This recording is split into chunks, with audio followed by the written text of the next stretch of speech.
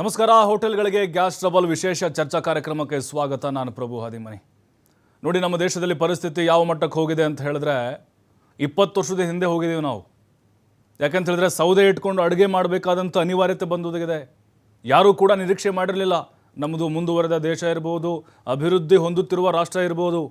ಆದರೆ ಬೆಂಗಳೂರಿನಲ್ಲಿ ಬಹುತೇಕ ಕಡೆಗಳಲ್ಲಿ ನೋಡ್ತಾ ಇದ್ದೀವಿ, ದೊಡ್ಡ ದೊಡ್ಡ ಹೋಟೆಲ್ಗಳು ಕಟ್ಟಿಗೆಯಲ್ಲಿ ಅಡುಗೆ ಮಾಡಿ ಬಡಿಸ್ತಾ ಇದ್ದಾರೆ. ಮತ್ತು ಹೋಟೆಲ್ ಮೆನುಗಳು ಬದಲಾಗಿದ್ದಾವೆ.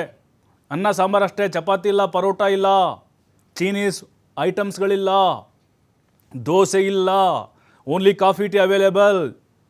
ನೋಡಿ, ಈ ರೀತಿ ಪರಿಸ್ಥಿತಿ ಯಾವತ್ತಾದರೂ ಬಂದಿತ್ತಾ? ಕೋವಿಡ್ ಟೈಮಲ್ಲಿ ಅದು ಬೇರೆ. ಕೋವಿಡ್ ಟೈಮಲ್ಲಿ ಅದನ್ನು ಫಾಲೋ ಮಾಡಲೇಬೇಕಾಗಿತ್ತು ನಾವು. ಹಾಗಾಗಿಯೇ ಅಂತಹ ತುರ್ತು ಪರಿಸ್ಥಿತಿ ಬಂದಿತ್ತು. ಅದಾದ ಮೇಲೆ ಈಗ ಆಟೋ ಚಾಲಕರ ಪರಿಸ್ಥಿತಿ ರೀ. ಮೊದಲೇ ಅವರಿಗೆ ನಮಗೆ ಬಾಡಿಗೆಗಳು ಸಿಗುತ್ತಾ ಇಲ್ಲ ಅನ್ನುವಂಥ ಕೊರಗಿತ್ತು. ಅದರ ಮಧ್ಯೆನೇ ಸಿಕ್ಕಾಪಟ್ಟೆ ಪ್ರೈಸ್ ಜಾಸ್ತಿ ಆಗಿಬಿಡ್ತು. ನಮ್ಮ ದಿನದ ಕೂಲಿ ನಮ್ಮ ಒಂದು LPGಗೆ ಅಥವಾ ನಮ್ಮ ಪೆಟ್ರೋಲ್ಗೆ ಖಾಲಿ ಆಗುತ್ತಿದೆ ಅನ್ನುವಂಥ ಅಳಲನ್ನು ತೋಡ್ಕೊಳ್ತಾ ಇದ್ದಾರೆ. ಬೀದಿಗೆ ಬಂದಿದ್ದಾರೆ ಅವರು. ಕಿಲೋಮೀಟರ್ ಗಟ್ಟಲೆ ಕ್ಯೂ ಹಚ್ಚಿದ್ರೂ ಕೂಡ ಸಿಗ್ತಾ ಇಲ್ಲ LPG ಅವರಿಗೆ. ಯಾಕೆ ಹಿಂಗಾಗ್ತಾ ಇದೆ? ಬೇಕು ಅಂತಲೇ ಮಾಡ್ತಾ ಇದ್ದಾರಾ? ಅಥವಾ ಖಂಡಿತವಾಗ್ಲೂ ಇರಾನ್ ಮತ್ತು ಇಸ್ರೇಲ್ ಅಮೇರಿಕ ನಡುವಿನ ಯುದ್ಧವೇ ಇದಕ್ಕೆ ಮೂಲ ಕಾರಣ ಆಗ್ತಿದೆಯಾ? ಯಾಕೆಂದರೆ ಹೌದು, ಖಂಡಿತವಾಗ್ಲೂ ನಾವು ಗಲ್ಫ್ ರಾಷ್ಟ್ರಗಳನ್ನು ಅವಲಂಬನೆ ಮಾಡ್ಕೊಂಡಿದ್ದೀವಿ, ತೈಲ ಉತ್ಪನ್ನಗಳು ಮತ್ತು LPG ಅಂತ, ಅದು ಬಹಳ ಸ್ಪಷ್ಟ. ಆದರೆ ಏಕಾಏಕಿ ಇಂಥ ಎಮರ್ಜೆನ್ಸಿ ಯಾಕೆ ಬಂತು? ಅದರ ಜೊತೆಗೆ ಪಿ ಜಿಗಳು ನೋಡ್ತಾ ಇದ್ದೀವಿ. 15ರಿಂದ 20 ಸಾವಿರ PGಗಳು ಪರಿಸ್ಥಿತಿ ಹಾಗೆ ಆಗಿಬಿಟ್ಟಿದೆ. ಸುಮಾರು 10ರಿಂದ 15 ಲಕ್ಷ ಆ ವಿದ್ಯಾರ್ಥಿಗಳ ಗೋಳನ್ನು ಕೇಳೋರಿಲ್ಲ. ಸರ್ಕಾರ ಕೂಡ ಗಂಭೀರವಾಗಿ ತೆಗೆದುಕೊಳ್ತಾ ಇಲ್ಲ. ಯಾರು ಹೇಳೋಣ ಹಾಗಾದರೆ ನಮ್ಮ ಪ್ರಾಬ್ಲಮ್ಮು? ಯಾಕೆ ಹಿಂಗಾಯಿತು? ಹೋಟೆಲ್ಗಳು ಬಹುತೇಕವಾಗಿ ಬಂದಾಗುವಂಥ ಹಂತಕ್ಕೆ ಬಂದಿವೆ. ಆಲ್ರೆಡಿ ಸಾವಿರಾರು ಹೋಟೆಲ್ಗಳು ಕ್ಲೋಸ್ ಆಗಿದ್ದಾವೆ. ಅದನ್ನೇ ನಂಬಿಕೊಂಡಂಥವರು ಕೂಡ ಈಗ ಉಪವಾಸ ಮಲಗಬೇಕಾದಂಥ ಪರಿಸ್ಥಿತಿ ಎದುರಾಗಿದೆ. ಇದೆಲ್ಲದರ ಬಗ್ಗೆ ಚರ್ಚೆ ಮಾಡಲಿಕ್ಕೆ ನಮ್ಮ ಜೊತೆಗೆ ಅತಿಥಿಗಳು ಜಾಯ್ನ್ ಆಗಿದ್ದಾರೆ. ಅವ್ರನ್ನ ಕಾರ್ಯಕ್ರಮಕ್ಕೆ ನಾನು ಮೊದಲದಾಗಿ ಸ್ವಾಗತ ಮಾಡ್ತೀನಿ. ಮೊದಲದಾಗಿ ಆಟೋ ಸಂಘದ ಮುಖಂಡರಾಗಿರುವಂಥ ಇನಾಯತ್ ಅಲಿ ಅವರು ನಮ್ಮ ಜೊತೆ ಜಾಯ್ನ್ ಆಗಿದ್ದಾರೆ. ಇನಾಯತ್ ಅವರು, ಸ್ವಾಗತ ನಿಮಗೆ ಕಾರ್ಯಕ್ರಮಕ್ಕೆ. ಮತ್ತೊಬ್ಬರಿದ್ದಾರೆ ಮಹೇಶ್ ಕಾಮತ್ ಅಂತ, ಫ್ಲೈ ವಿಸ್ತಾ ಹೋಟೆಲ್ನ ಮಾಲೀಕರು. ಮಹೇಶ್ ಅವರೇ, ನಿಮಗೆ ಕಾರ್ಯಕ್ರಮಕ್ಕೆ ಸ್ವಾಗತ.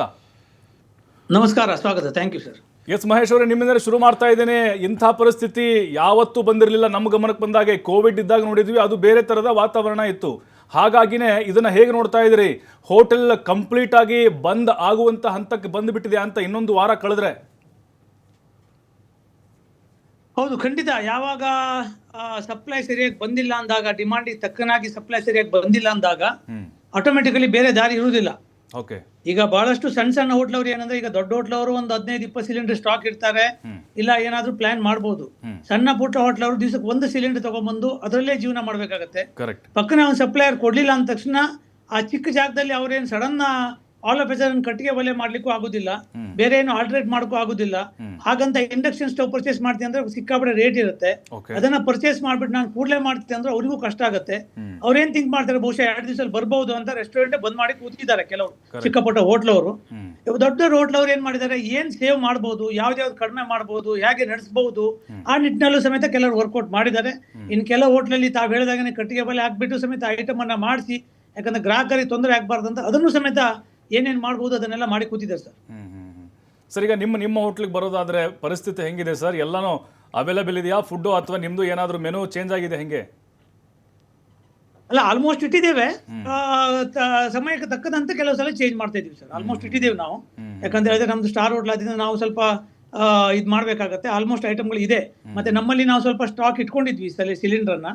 ನಾವು ಮುಂಚಿನ ಸ್ವಲ್ಪ ಜಾಸ್ತಿ ಸ್ಟಾಕ್ ಇಟ್ಕೋತಾ ಇದ್ವಿ. ಅದನ್ನ ನಮ್ಗೆ ಅಂತದ್ದೇನು ತೊಂದರೆ ಬಂದಿಲ್ಲ ಸದ್ಯಕ್ಕೆ. ಅಲ್ಲ, ನಿಮ್ಗೆ ಎಷ್ಟು ದಿನ ಆಗ್ಬೋದು, ಇನ್ನು ಎಷ್ಟು ದಿನ ಬಳಕೆ ಬರ್ಬೋದು ಅದೆಲ್ಲ? ಅಲ್ಲ, ನಮ್ಗೆ ಸಪ್ಲೈ ಕೊಟ್ಟಿದ್ದಾರೆ. ಈಗ ಮಧ್ಯದಲ್ಲಿ ಒಂದ್ಸಲ ಕೊಡಕ್ಕಾಗಲ್ಲ ಅಂದ್ರೂ ಆಮೇಲೆ ಕಾಲ್ ಮಾಡಿದಾಗ ಸಪ್ಲೈ ಕೊಟ್ಟಿದ್ದಾರೆ. ಸದ್ಯದ ಮಟ್ಟಿಗೆ ನಮ್ಮ ಹೋಟ್ಲಿಗೆ ಸದ್ಯಕ್ಕೆ ಅಂತದೇನು ತೊಂದರೆ ಇಲ್ಲ.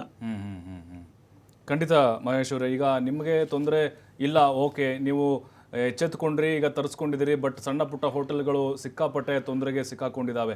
ಮತ್ತೆ ಬರ್ತೀನಿ ನಾನು ನಿಮ್ಮ ಹತ್ರ. ಇನಾಯತ್ ಅವರಿಗೆ ನೋಡ್ತಾ ಇದ್ದೀವಿ, ಆಟೋದವ್ರದ್ದೇನು ಹೊರತಾಗಿಲ್ಲ. ನಾವು ಸಾಕಷ್ಟು ಬಾರಿ ಮಾತಾಡ್ಸಿದ್ದೀವಿ, ಮೊನ್ನೆಯಿಂದ ಮಾತಾಡ್ಸಿದ್ದೀವಿ. ಆ ಬಂಕ್ಗಳ ಮುಂದೆ ಸಾಲುಗಟ್ಟು ನಿಂತಿದ್ದಾರೆ.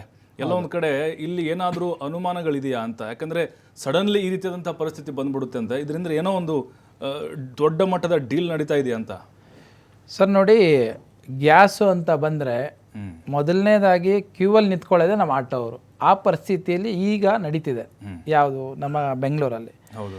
ಅದರಲ್ಲೂ ಕೂಡ ಈಗ ಗ್ಯಾಸ್ ರೇಟು ಒಂಥರ ಮಾಫಿಯಾ ಥರ ಇವ್ರು ನಡೆಸ್ತಿದ್ದಾರೆ.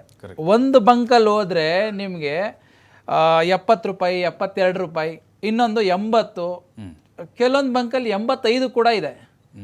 ಸೊ ಈ ಒಂದು ಸಮಸ್ಯೆ ಏನಿದೆ ಅದರಿಂದ ಏನಾಗ್ತಿದೆ ಅಂದರೆ, ಈಗ ಡ್ರೈವರು ಹೋಗಿ ಲೈನಲ್ಲಿ ನಿಂತ್ಕೊಳ್ತಾನೆ, ಅಲ್ಲಿ ಪ್ರೆಷರ್ ಕಡಿಮೆ ಇರುತ್ತೆ, ಲೈನು ನೀವು ನೋಡಿರಬೇಕು, ನೋಟ್ಬಂದಿಯಲ್ಲಿ ಹೆಂಗೆ ನಿಂತ್ಕೊಳ್ತಿದ್ರು, ಈಗ ಆಟೋ ಡ್ರೈವರ್ ಹಂಗೆ ನಿಂತ್ಕೊಳ್ತಿದ್ದಾರೆ, ಗ್ಯಾಸ್ ಅವ್ರಿಗೆ ಸಿಗ್ತಿಲ್ಲ.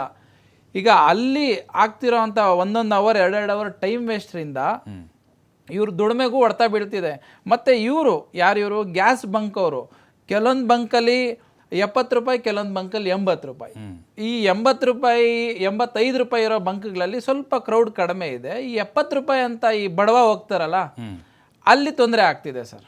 ನಿಜ ಅಲ್ಲ, ಬಟ್ ನನಗೆ ಈಗ ಆಟೋ ನೀವು ಹೇಳಿದ್ರಿ ಈಗ 70 ಇದೆ, 80 ಇದೆ, ಕೆಲವು ಕಡೆ 90 ತಗೋತಾ ಇದ್ದಾರಂತೆ. ಬಟ್ ಏನಿದು ಇದನ್ನು ಫಿಕ್ಸ್ ಮಾಡೋರು ಅವ್ರು ಇಷ್ಟ ಬಂದಂಗೆ ಮಾಡ್ಕೋಬೋದಾ ಹೆಂಗೆ? ಅಲ್ಲ, ಇದಕ್ಕೆ ನೋಡಿ ಸರ್ಕಾರ ಅನ್ನೋದಿದೆ. ಈಗ ಒಂದು ಫೇರ್ ಪ್ರೈಸ್ ಇರುತ್ತೆ, ಒಂದು ಫಿಕ್ಸ್ ಪ್ರೈಸ್ ಇರುತ್ತೆ. ಇವ್ರಿಗೂ ಹೆಂಗೆ ನಮ್ಗೆ ಆಟೋ ಡ್ರೈವರ್ಗಳಿಗೆ ಫಿಕ್ಸ್ ಪ್ರೈಸ್ ಇಲ್ವಾ, ಅದೇ ಥರ ಇವ್ರಿಗೂ ಒಂದು ಫಿಕ್ಸ್ ಪ್ರೈಸ್ ಇರುತ್ತೆ. ಇದಕ್ಕೆ ಸರ್ಕಾರ ಮಧ್ಯೆ ಬಂದು ಏನು ನಡೀತಾ ಇದೆ ಅನ್ನೋದನ್ನ ನೋಡಬೇಕು. ಬರೀ ಈ ಇರಾನ್ ವಾರು ಅಂತೇಳಿ ಆ ನೆಪದಲ್ಲಿ ಯಾರು ಹೆಂಗಾದರೂ ಮಾಡ್ಕೊಳ್ಳಿ, ಇನ್ನು ಅಲ್ಲಿ ಸ್ಟಾಕ್ ಇವ್ರು ಇದೆಯೋ ಖಾಲಿ ಆಗಿದೆಯೋ ಅನ್ನೋದು ನಮಗೂ ನಿಮಗೂ ಗೊತ್ತಿಲ್ಲ ಅಲ್ವಾ. ಸೊ ಈಗ ಆಲ್ರೆಡಿ ಡಿಮ್ಯಾಂಡ್ ಆಗುತ್ತೆ ಅನ್ನೋದು ಉದ್ದೇಶದಿಂದ ಇವರು ಆಲ್ರೆಡಿ ಡಿಮ್ಯಾಂಡ್ ರೇಟಲ್ಲಿ ಒಂದು 90 ರೂಪಾಯಿಗೆ 85 ರೂಪಾಯಿಗೆ ಇವರು ಗ್ಯಾಸ್ನ ಇವರು ಆಟೋ ಡ್ರೈವರ್ಗಳಿಗೆ ಕೊಟ್ಟರೆ ಇವ್ರ ಜೀವನ ಹೆಂಗೆ ನಡೆಸೋದು ಸರ್? ನಿಜ. ಫಸ್ಟೇ ನಮಗೆ ಬೈಕ್ ಟ್ಯಾಕ್ಸಿಯಿಂದ ಒಂದು ಹೊಡೆತ ಆಗಿದೆ, ಬಾಡಿಗೆಗಳು ಸಿಗ್ತಾ ಇಲ್ಲ. ನೀವು ನೋಡ್ದಂಗೆ ಹೋಟ್ಲ್ಗಳು ಕ್ಲೋಸ್ ಇದೆ, ಹೋಟ್ಲ್ಗಳಿಗೂ ಕೂಡ ಕಸ್ಟಮರ್ ಆಟೋ ಡ್ರೈವರ್ಗೆ ಕಸ್ಟಮರ್ಸ್ ಬರ್ತಾರೆ, ಅವರು ಡ್ರಾಪ್ ಪಿಕಪ್ ಇರುತ್ತೆ. ಆ ಬಾಡಿಗೆ ರೇಷಿಯೋನು ಈಗ ಕಡಿಮೆ ಆಗಿದೆ ನಮಗೆ. ನಿಜ ನಿಜ ನಿಜ ನಿಜ. ಸೊ ಅದರಿಂದ ಮೊದಲನೇದಾಗಿ ಬಾಡಿಗೆ ಸಿಗ್ತಿಲ್ಲ, ಬಾಡಿಗೆ ಸಿಕ್ಕಿದ್ರು ಅವ್ರಿಗೆ ಅಚೀವ್ ಮಾಡೋಕ್ಕಾಗ್ತಿಲ್ಲ, ಯಾಕಂದರೆ ಗ್ಯಾಸ್ ಇರಲ್ಲ. ಮತ್ತು ಇದೇ ಗ್ಯಾಸ್ ಸ್ಟೇಷನ್ಗಳಲ್ಲಿ ಬಂಕ್ಗಳ ಹತ್ರ ಹೋಗಿ ಇವರು ಗಂಟೆಗಟ್ಟಲೆ ಅಲ್ಲಿ ನಿಂತ್ಕೊಂಡು ಗ್ಯಾಸ್ ಇಲ್ಲ ಅಂತ ನಮ್ಮ ಡ್ರೈವರ್ಗಳು ಈಗ ಆಟೋ ಮತ್ತು ಟ್ಯಾಕ್ಸಿ ಚಾಲಕರು ಪರದಾಡ್ತಾ ಇದ್ದಾರೆ. ನಿಜ. ಹೌದು, ಇಷ್ಟೆಲ್ಲ ಆಗ್ತಾ ಇದೆ. ನೀವು ಯೂನಿಯನ್ ಏನಿದ್ದೀರಿ, ನಿಮ್ಮ ಸಂಘಟನೆ ಏನಿದೆ, ನೀವು ಎಲ್ಲಾದರೂ ಒಂದಿನಾದರೂ ಧ್ವನಿ ಎತ್ತಿದ್ರಾ, ಬೀದಿಗೆ ಬಂದು ಹೋರಾಟ ಮಾಡಿದ್ರಾ, ಸರ್ಕಾರಕ್ಕೆ ಬಿಸಿ ಮುಟ್ಟಿಸುವಂಥ ಪ್ರಯತ್ನ ಮಾಡಿದ್ರಾ? ನಾನು ನೋಡ್ತಾ ಇದ್ದೀನಿ, ಕಾಣಿಸ್ಲಿಲ್ಲ ಅದು. ಖಂಡಿತ ಅದು ಮಾಡೋಣ ಅಂತಲೇ ಇದ್ದೀವಿ ಸರ್. ನಾವು ನಮ್ಮ ಚರ್ಚೆ ನಡೀತಿದೆ. ನಾವು ಏನು ಅಂದರೆ ಚಾಲಕರ ಮಧ್ಯೆ ಇದೊಂದು ರಾಜಕೀಯನ ತಂದು, ಯಾಕಂದರೆ ಇದು ಆ್ಯಕ್ಚುಲಿ ಇವ್ರು ಆಡ್ತಾರೆ ರಾಜಕೀಯ. ಸ್ಟೇಟ್ ಗೌರ್ಮೆಂಟ್ ಕೇಳಿದ್ರೆ ಸೆಂಟ್ರಲ್ ಗೌರ್ಮೆಂಟ್ ಅದು ಅಂತ ಹೇಳ್ತಾರೆ. ಸ್ಟೇಟ್ ಗೌರ್ಮೆಂಟ್ ಆಗಲಿ ಸೆಂಟ್ರಲ್ ಗೌರ್ಮೆಂಟ್ ಆಗಲಿ ಇಬ್ಬರು ಬರಬೇಕು ಸರ್ ಮಧ್ಯ. ಬಂದು ಏನು ನಡೀತಾ ಇದೆ ಈಗ ಕರ್ನಾಟಕದಲ್ಲಿ ಯಾವ ಸರ್ಕಾರ ಇದೆ ಅದು ಬಂದು ರಾಜ್ಯ ಸರ್ಕಾರ ಬಂದು ಅದಕ್ಕೆ ಮಧ್ಯ ಬಂದು ಒಂದು ರೇಟ್ ಫಿಕ್ಸ್ ಮಾಡಬೇಕಾಗುತ್ತೆ. ಸೆಂಟ್ರಲ್ ಗೌರ್ಮೆಂಟು ಕರ್ನಾಟಕಕ್ಕೆ ಸ್ಟಾಕ್ ಬರ್ತಿದೆಯೋ ಬರ್ತಿಲ್ವೋ ಅದನ್ನು ನೋಡಿ ಮಾಡಬೇಕಾಗುತ್ತೆ.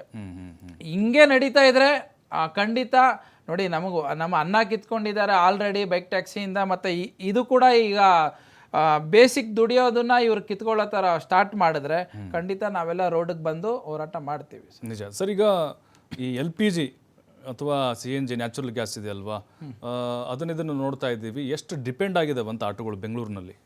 ಆಲ್ಮೋಸ್ಟ್ 40-50 ಇದೆ ಸರ್. ಓಹೋ. 40 to 50% ಈಗ ಆಲ್ರೆಡಿ CNG ಕವರ್ ಆಗ್ತಿದೆ. LPG ಹಳೆ ಗಾಡಿಗಳಿದೆ ಮತ್ತು ಕೆಲವೊಂದು LPG ಆಟೋಗಳು ಬೆಂಗಳೂರಿಂದ ಹೊರಗಡೆ ಸಿಟಿ ಕೂಡ ಹೋಗಿದೆ. ಬಟ್ ಈಗ ಅಲ್ಲಿ ಬಂಕಲ್ಲಿ ಕೇಳೋಕೆ ಹೋದಾಗ ರೆಸ್ಪಾನ್ಸ್ ಮಾಡ್ರೇ ಇಲ್ಲ, ಗೇಟ್ ಆಚೆನೇ ನಿಲ್ತಾ ಇದ್ದಾರೆ ಆಟೋ ಚಾಲಕರು, ಯಾರು ಕೇಳ್ತಾ ಇಲ್ಲ. ಹಾಗಾದ್ರೆ ಎಲ್ಲ ಒಂದು ಕಡೆ ಬೇಕು ಅಂತಾನೆ ಇಲ್ಲಿ ಆಟ ಆಡಿಸ್ತಿದ್ರೆ ಅಂತ ಅನಿಸ್ತಾ ಇದೆ, ಅಥವಾ ಅವ್ರು ಹೇಳ್ದಂಗೆ ಕೇಳಿ ಅಥವಾ ಅವ್ರ ರೇಟಿಗೆ ಬರಲಿ ಅಂತ ಹೇಳಿ. ಈ ಬಂಕ್ ಮಾಫಿಯಾ ಅಂತಾನೆ ಹೇಳ್ಬೋದು ಸರ್. ಈಗ ಬಂಕ್ ಮಾಫಿಯಾ ಏನಂದ್ರೆ ಅವರು ಇರಲ್ಲ, ಮೊದಲನೇದಾಗಿ ಯಾರು ಓನರ್ಸ್ ಆಗಲಿ ಯಾವುದೋ ಒಂದು ಮ್ಯಾನೇಜರ್ನ ಅವ್ರ ಕ್ಯಾಬಿನಲ್ಲಿ ಕೂಡಿಸಿರ್ತಾರೆ, ಅಲ್ಲಿ ಮಾಡೋವಂಥ ವರ್ಕರ್ಸ್ ಅವರು ಸ್ಟಾಕ್ ಇಲ್ಲ ಅಂತ ಆಟೋ ಡ್ರೈವರ್ಸ್ಗೆ ಹೇಳ್ತಾರೆ. ಕೆಲವೊಬ್ಬರಿಗೆ ಅಲ್ಲಿ ಪ್ರೆಷರ್ ಇಲ್ಲ, ಅದರಿಂದ ಕೂಡ ಲೇಟ್ ಆಗುತ್ತೆ. ಇನ್ನು ಕೆಲವೊಂದು ಬಂಕ್ಗಳಲ್ಲಿ ಅದು ಏನು ಆಟ ಅಂತ ಗೊತ್ತಿಲ್ಲ, ಪವರ್ ಇಲ್ಲ ಅಂತಲೂ ಅಲ್ಲಿ ಕಾಯಿಸ್ತಾ ಇದ್ದಾರೆ ಡ್ರೈವರ್ಗಳಿಗೆ. ನಿಜ ನಿಜ, ಹಾಗೆ ಆಗ್ತದೆ. ಮಹೇಶ್ ಅವರೇ, ಈಗ ಏಕಾಏಕಿ ಇದು ಉಂಟಾಗಿರೋದು ಇಲ್ಲಪ್ಪ, ಇದರ ಮುನ್ಸೂಚನೆ ಇತ್ತು, ಅಲ್ಲೇನೋ ವಾರ ಆಗ್ತಿದೆ ಅಥವಾ ಒಂದು 15 ದಿನ ಆದಮೇಲೆ ನಮಗೆ ಈ ಪರಿಸ್ಥಿತಿ ಬಂತು ಅನ್ನಂಗಿಲ್ಲ. ಸಡನ್ಲಿ ಸರ್ ಇದು ಗ್ಯಾಸ್ ಇಲ್ಲ, ಕಮರ್ಷಿಯಲ್ ಗ್ಯಾಸೇ ಸಿಗ್ತಾ ಇಲ್ಲ ಅಂತೇಳಿ ಈ ಥರದ ಒಂದು ಸುದ್ದಿ ಬಂತು. ಹಾಗಾಗಿ ಎಲ್ಲೋ ಒಂದು ಕಡೆ ಇದರಿಂದ ನಿಮ್ಮ ಒಂದು ಅನುಮಾನಗಳೇನಾದರೂ ಇದೆಯಾ? ಬೇಕು ಅಂತಲೇ ಡಿಮ್ಯಾಂಡ್ ಕ್ರಿಯೇಟ್ ಮಾಡ್ತಿದ್ರೆ ಅಂತ ಅನಿಸ್ತಾ ಇದೆಯಾ? ಖಂಡಿತವಾಗ್ಲೂ ಇದು ಏನಂತ ಹೇಳಿದ್ರೆ, ಕೆಲವು ಸಲ ಏನನ್ಸುತ್ತೆ ಅಂತ ಹೇಳಿದ್ರೆ, ನೀವು ಕಾಳಸಂತೆಯಲ್ಲಿ ಸ್ವಲ್ಪ ಜಾಸ್ತಿ ಹಣ ಕೊಟ್ಟು ತಗೊಂಡವ್ರು ಇದ್ದಾರೆ, ಅದು ನಾವು ಹೇಳಕ್ಕಾಗಲ್ಲ. ಏನಾಗತ್ತೆ, ನೀವು ಪ್ರೂವ್ ಮಾಡಿ ಅಂತ ಹೇಳಿದ್ರೆ ಕಷ್ಟ ಆಗತ್ತೆ. ನಮ್ಮ ಸಣ್ಣ ಪುಟ್ಟ ಕೆಲವು ಹೋಟ್ಲವರು 3,000 ಕೊಟ್ಟು 2,700 ಕೊಟ್ಟು ಎಲ್ಲ ಸಿಲಿಂಡರ್ ತಗೊಂಡಿದಾರಂತೆ. ಇದನ್ನು ಬಹುಶಃ ಅಫ್ಕೋರ್ಸ್ ಸಿಲಿಂಡರ್ ಸಪ್ಲೈನು ಇಲ್ಲದೆ ಇರ್ಬೋದು. ಇರೋರು ಏನ್ ಮಾಡ್ತಾರೆ, ಇಂಥ ಸಮಯದ ಸಿಕ್ಕಿದೆ ಚಾನ್ಸ್ ಅಂತ ಅಡ್ವಾಂಟೇಜ್ ತಗೊಳ್ಳಿಗೋಸ್ಕರ, ಇಲ್ಲ ಬರ್ತಾ ಇಲ್ಲ, ನಾವು ಬೇರೆ ತರಿಸ್ಕೊಡ್ತಾ ಇದೀವಿ, ಏನೋ ಮಾಡ್ತಾ ಇದೀವಿ ಅಂತ ಹೇಳಿ ಕ್ರಿಯೇಟ್ ಮಾಡ್ಬಿಟ್ಟು ಸ್ವಲ್ಪ ಹಣ ಮಾಡ್ಲಿಕ್ಕೂ ಹೋಗ್ತಾ ಇರೋ ಸನ್ನಿವೇಶಗಳು ಇದಾವೆ. ಯಾಕಂತ ಹೇಳಿದ್ರೆ ಸಿಲಿಂಡರ್ ಬರ್ತಾ ಇಲ್ಲ ಅಂತ ಹೇಳಿದ್ರೆ ಎಲ್ಲೂ ಬರಬಾರ್ದು. ನೀವು ಜಾಸ್ತಿ ದುಡ್ಡು ಕೊಟ್ಟಾಗ ಸಿಲಿಂಡರ್ ಸಿಗುತ್ತೆ ಅಂತ ಆದ್ರೆ ಹಾಗಾದ್ರೆ ಎಲ್ಲಿಂದ ಬರ್ತಾ ಇದೆ ಸಿಲಿಂಡರ್? ಅವ್ರೇನೋ ರೆಡಿಮೇಡ್ ಮಾಡಕ್ ಆಗಲ್ವಲ್ಲ ಅದು ಗ್ಯಾಸ್ ಅನ್ನ. ಅದರಿಂದ ಇದು ಸರ್ಕಾರಗಳು ಸಮೇತ, ಯಾವುದೇ ಸರ್ಕಾರ ಇರಲಿ, ಸರ್ಕಾರಗಳು ಸಮೇತ ಇದನ್ನೆಲ್ಲ ನೋಡ್ಬೇಕು. ಯಾವಾಗ ಕಾಳಸಂತೆ ಸಿಗುತ್ತೆ ಅಂದಾಗ ಮಾಮೂಲಿ ಸಿಗಲ್ಲ ಅಂದಾಗ ಯಾಕೆ ಅದನ್ನ ಪ್ರಶ್ನೆ ಮಾಡೋರು ಯಾರಿದ್ದಾರೆ? ಇವತ್ತು ಏನಾಗಿದೆ ಅಂತ ಹೇಳಿದ್ರೆ, ಈ ಸರ್ಕಾರ ಆ ಸರ್ಕಾರ ಮೇಲೆ, ಆ ಸರ್ಕಾರ ಈ ಸರ್ಕಾರದ ಮೇಲೆ, ಅವ್ರ ಮೇಲೆ, ಇವ್ರದೇ ಪ್ರಾಬ್ಲಮ್, ಜನಸಾಮಾನ್ಯರ ಕಷ್ಟ ಕೇಳೋರೇ ಗತಿ ಇಲ್ಲ ಆಗಿದೆ ಅಂತ ಪರಿಸ್ಥಿತಿ ಆಗಿದೆ. ಇವಾಗ ಪ್ರತಿಯೊಂದು ಈಗ ಆಹಾರ ಇವ್ರ ಇಲಾಖೆ ಇದೆ, ಅವ್ರಿಗೆ ಗೊತ್ತಾಗುತ್ತೆ ಎಷ್ಟು ಸಿಲಿಂಡರ್ ಬಂದಿದೆ, ಎಷ್ಟು ಕಡಿಮೆ ಇದೆ, ಏನಾಗ್ತಿದೆ ಅಂತ ಗೊತ್ತಾಗುತ್ತೆ. ಕೂಡಲೇ ಅವರೊಂದು ಪ್ರೆಸ್ ಮೀಟ್ ಮಾಡಿ ಹೇಳ್ಬೋದಿತ್ತು. ಸೆಂಟ್ರಲ್ ಇಂದ ಮಹೇಶ್ ಅವರೇ, ಮತ್ತೆ ನಿಮ್ಮ ಹತ್ರ ಬರ್ತೀನಿ. ಬಳಿಕ ಮತ್ತೆ ಸ್ವಾಗತ ಚರ್ಚೆಗೆ. ಮಹೇಶ್ ಅವರು ಇದ್ದಾರೆ ನಮ್ಮ ಜೊತೆಗೆ ಮತ್ತೆ ಮಾತಾಡ್ಲಿಕ್ಕೆ. ಸರ್, ನೀವು ಹೇಳ್ತಾ ಇದ್ರಿ ಆಗಲೇ ಯಾವುದೇ ಸರ್ಕಾರ ಇದ್ರೂ ಕೂಡ ಮಧ್ಯಪ್ರವೇಶನ ಮಾಡಬೇಕು ಅಂತ ಹೇಳಿ. ಬಟ್ ಸರ್ಕಾರ ಹೇಳ್ತಾ ಬರ್ತಾ ಇದೆ ಸರ್, ಏನೂ ತೊಂದರೆ ಇಲ್ಲ, ನಮ್ಮಲ್ಲೆಲ್ಲ ಸ್ಟಾಕ್ ಇದೆ, ನಮ್ಮಲ್ಲೂ ಕೂಡ ಉತ್ಪಾದನೆ ಆಗ್ತಿದೆ ಅಂತ ಹೇಳಿ. ಅಷ್ಟೆಲ್ಲ ಆದರೂ ಕೂಡ ಯಾಕೆ ಮತ್ತೆ ಕಮರ್ಷಿಯಲ್ ಗ್ಯಾಸ್ ಸಿಗ್ತಾ ಇಲ್ಲ ಅನ್ನೋದು ನಮ್ಮ ಪ್ರಶ್ನೆ. ಸರಿ, ಅಂದರೆ ಎಲ್ಲೊಂದು ಕಡೆ ನಿರ್ವಹಣೆ ಮಾಡೋಕ್ಕೆ ಸಾಧ್ಯ ಆಗ್ತಿಲ್ವಾ ಅಂತ ಸರ್ಕಾರಗಳಿಗೆ ಅಂತ? ಖಂಡಿತ ಇದು ನೋಡಿ, ಯಾರು ಅದನ್ನ ಉತ್ತರ ಕೊಡ್ತಾರೋ, ಏನು ತೊಂದರೆ ಇಲ್ಲ ಅಂತ ಹೇಳ್ತಾರ, ಅವ್ರು ಅದನ್ನ ಪ್ರೂವ್ ಮಾಡಿ ತೋರಿಸ್ಬೇಕು ಏನ್ ಆಗ್ತಾ ಇದೆ ಮಾರ್ಕೆಟ್ ಅಲ್ಲಿ ಅಂತ. ಹಾಗಾದ್ರೆ ಹೋಟ್ಲವ್ರು ಯಾಕೆ ಸುಮ್ನೆ ಬಂದ್ ಮಾಡ್ತೀವಿ, ಸುಮ್ನೆ ಪ್ರೆಸ್ ಮೀಟ್ ಮಾಡ್ತಾರಾ, ಸುಮ್ನೆ ರೆಸ್ಟೋರೆಂಟ್ಗಳು ಬಂದ್ ಮಾಡ್ತಾರಾ? ಒಂದೊಮ್ಮೆ ಸಪ್ಲೈ ಇದ್ರೆ ಸರಿಯಾಗಿ ಸಪ್ಲೈ ಸಿಗ್ತಾ ಇಲ್ಲ, ಏನಾಗ್ತಾ ಇದೆ ಅವ್ರು ನೋಡ್ಬೇಕು. ಯಾವುದೇ ಕಾರಣಕ್ಕೂ ಕಾಳಸಂತೆಯಲ್ಲಿ ಮಾರಬಾರ್ದು. ಮತ್ತೆ ಯಾಕಾದ್ರೆ ಫೇರ್ ಪ್ರೈಸ್ ಅಂತ ಕೊಡ್ಬೇಕಾಗತ್ತೆ. ಕಾಳಸಂತೆಯಲ್ಲಿ ಮಾರ್ಬಿಟ್ಟು ನೀವು ಸಿಗುದಾದ್ರೆ ಮತ್ತೆ ಯಾಕೆ ಕೇಳ್ಬೇಕಾಗತ್ತೆ? ಬಟ್ ಇದನ್ನೆಲ್ಲ ನಾವು ಹೇಳ್ತಾ ಕೂತ್ಕೊಂಡು ಸಮೇತ ಕೆಲ್ಸಕ್ಕೆ ಬರಲ್ಲ. ಈಗ ಕೆಲವು ಹೋಟ್ಲಲ್ಲಿ ಜಾಸ್ತಿ ಹಣ ಕೊಟ್ಟು ಅವ್ರು ರಿಸಿಟ್ ಕೊಟ್ಟಿಲ್ಲ, ಜಾಸ್ತಿ ಹಣ ರಿಸಿಟ್ ಕೊಡ್ಲಿಲ್ಲ, ಸಿಲಿಂಡರ್ ಕೊಟ್ಟಿದ್ದಾರೆ, ತಗೊಂಡಿದ್ದಾರೆ. ಅದನ್ನ ಯಾರಿಗೆ ಕೇಳಕ್ಕಾಗತ್ತೆ? ಈಗ ನಾನೀಗ ಟಿವಿಯಲ್ಲಿ ಹೇಳ್ಬಿಟ್ಟೆ ಅಂದ್ರೆ ನಾಳೆ ನನ್ನ ಮೇಲೆ ಕೇಸ್ ಬರೋ ಪರಿಸ್ಥಿತಿ ಆಗುತ್ತೆ.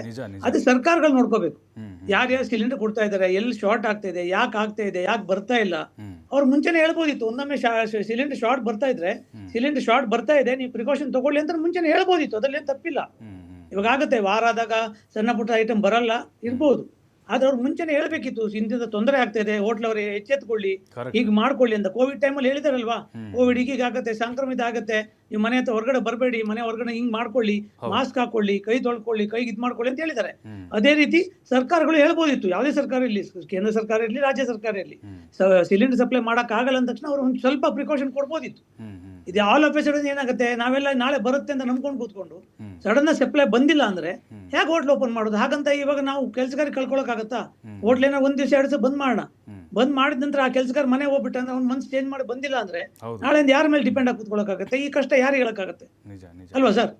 ಈಗ ಹೋಟ್ಲವ್ರು ಸಮೇತ ಹೋಟ್ಲವ್ರು ತೆರಿಗೆ ಸರಿಯಾಗಿ ಕಟ್ಟಿ ಇದನ್ನ ಇಕಾನಮಿಕ್ ಡೆವಲಪ್ಮೆಂಟ್ಗೆ ಹೋಟ್ಲವ್ರ ಕೊಡುಗೆನೂ ಇದೆ.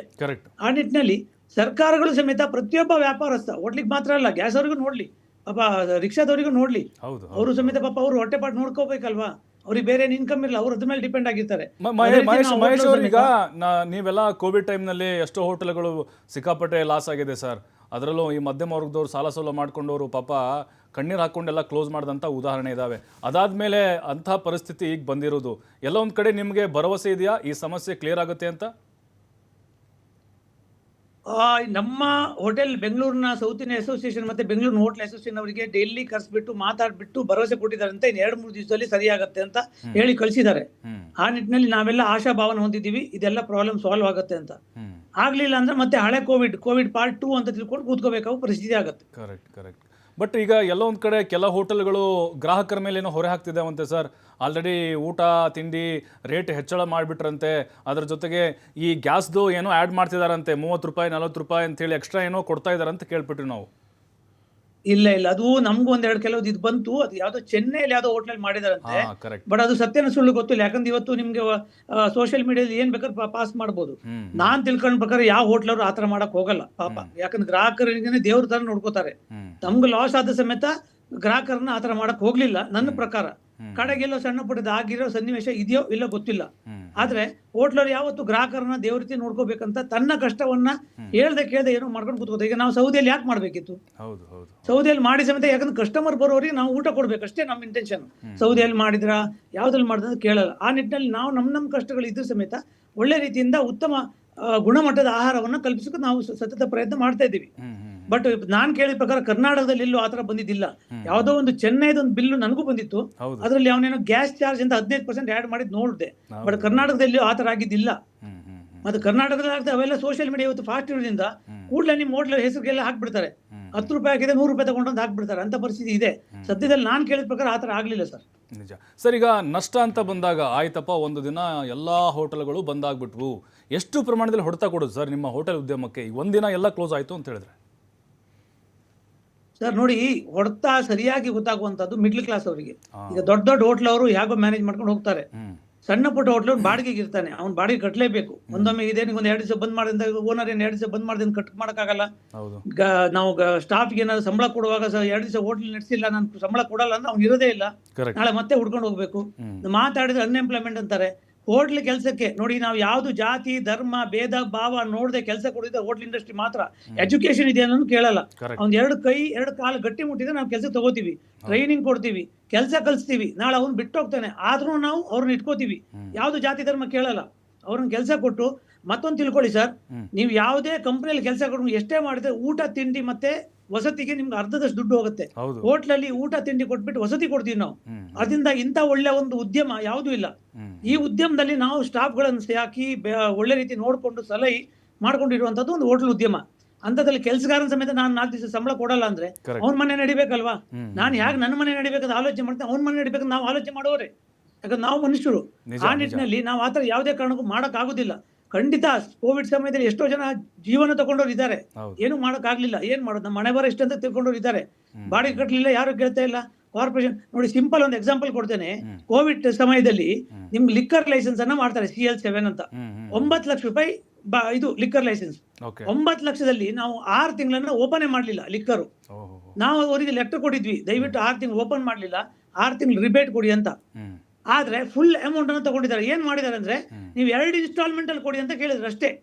ಬಟ್ 9 ಲಕ್ಷವನ್ನ ಕಟ್ಸ್ಕೊಂಡಿದ್ದಾರೆ. 6 ತಿಂಗಳು ವ್ಯಾಪಾರ ಮಾಡಿದ ಸಮೇತ ನಾವು CL7 ಅಮೌಂಟ್ ಅನ್ನ 9 ಲಕ್ಷ ರೂಪಾಯಿ ಕಟ್ಟಿದೀವಿ ಅಂತ ಹೇಳಿದ್ರೆ ನೀವು ಅರ್ಥ ಮಾಡ್ಕೊಳ್ಳಿ ಹೋಟ್ಲವ್ರು ಹಾಗೆ ಅಂತ. ನಿಜ ನಿಜ ಸರ್, ಅದು ಅರ್ಥ ಆಗ್ತಾ ಇದೆ ಕಷ್ಟ ಖಂಡಿತವಾಗ್ಲೂ.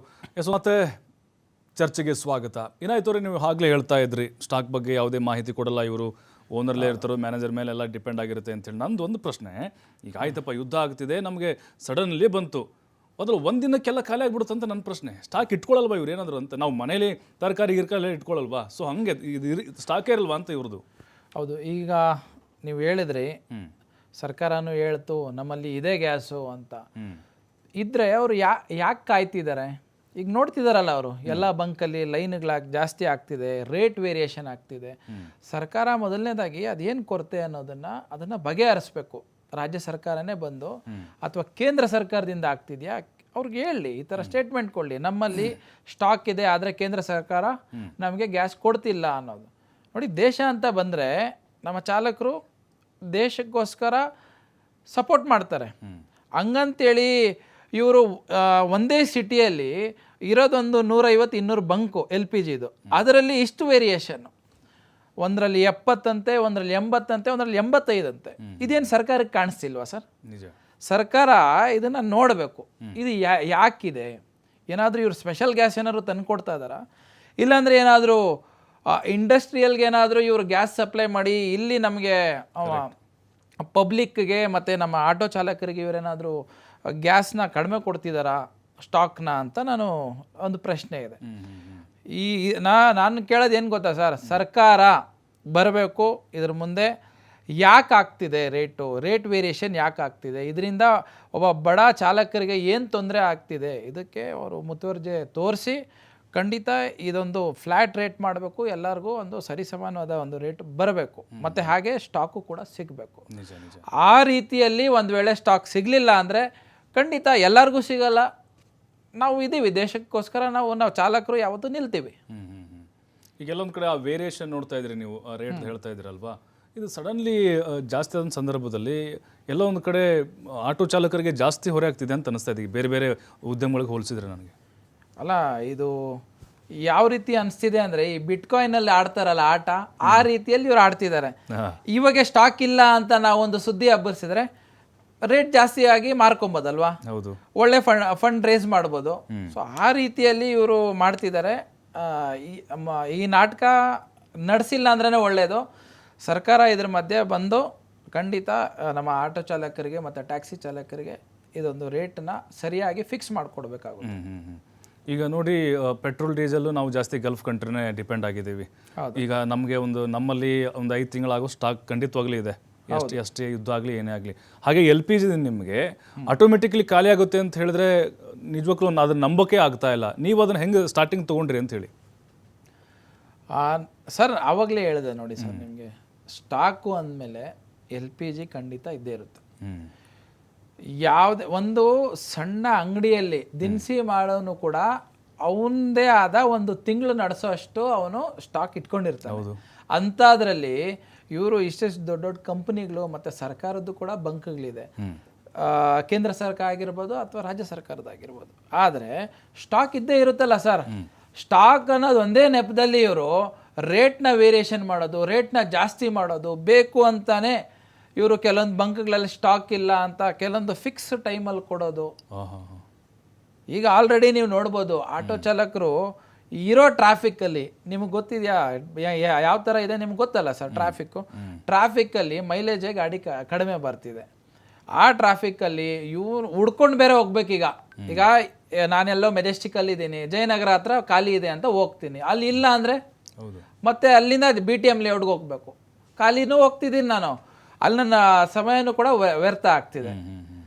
ಮತ್ತು ನಾನು ದುಡಿಯೋದು ಯಾವಾಗ, ಆಟೋ ಚಾಲಕರು ದುಡಿಯೋದು ಯಾವಾಗ, ಅವರ ಮಕ್ಕಳಿಗೆ ಅವರು ಮತ್ತು ಫ್ಯಾಮಿಲಿ ಅವರ ಅಚೀವ್ಮೆಂಟ್ಸ್ ಮತ್ತು ಯಾವ ಥರ ಮಾಡೋದು, ಇದು ನಮ್ಮದೊಂದು ಇದಾಗಿರುತ್ತೆ. ಸರ್ಕಾರ ಇದಕ್ಕೆ ಮುಂದೆ ಬಂದು ಕ್ಲಿಯರ್ ಮಾಡಬೇಕು. ಅಲ್ಲ, ಬಟ್ LPG ಇವೇನು ಆಟೋಗಳು ಓಡ್ತಾ ಇದ್ದಾವೆ ಎಲ್ಲ ಬಂದಾಗಿದ್ದಾವೆ, ಹಂಗಾರೆ ಈಗ ಎಲ್ಲ ಮನೇಲಿದ್ದಾವೆ? ಬಂದು ಅನ್ನೋ ಥರ ಅಲ್ಲ ನೋಡಿ, 3 ರಿಂದ 4 ಅವರು ಇವರು ಗ್ಯಾಸ್ಗೋಸ್ಕರ ಪರದಾಡಿ ಗ್ಯಾಸ್ ಹಾಕ್ಸ್ಕೊಂಡು ಅದಾದಮೇಲೆ ಟ್ರಾಫಿಕಲ್ಲಿ ಪೀಕ್ ಅವರ್ ಸ್ಟಾರ್ಟ್ ಆಗುತ್ತೆ.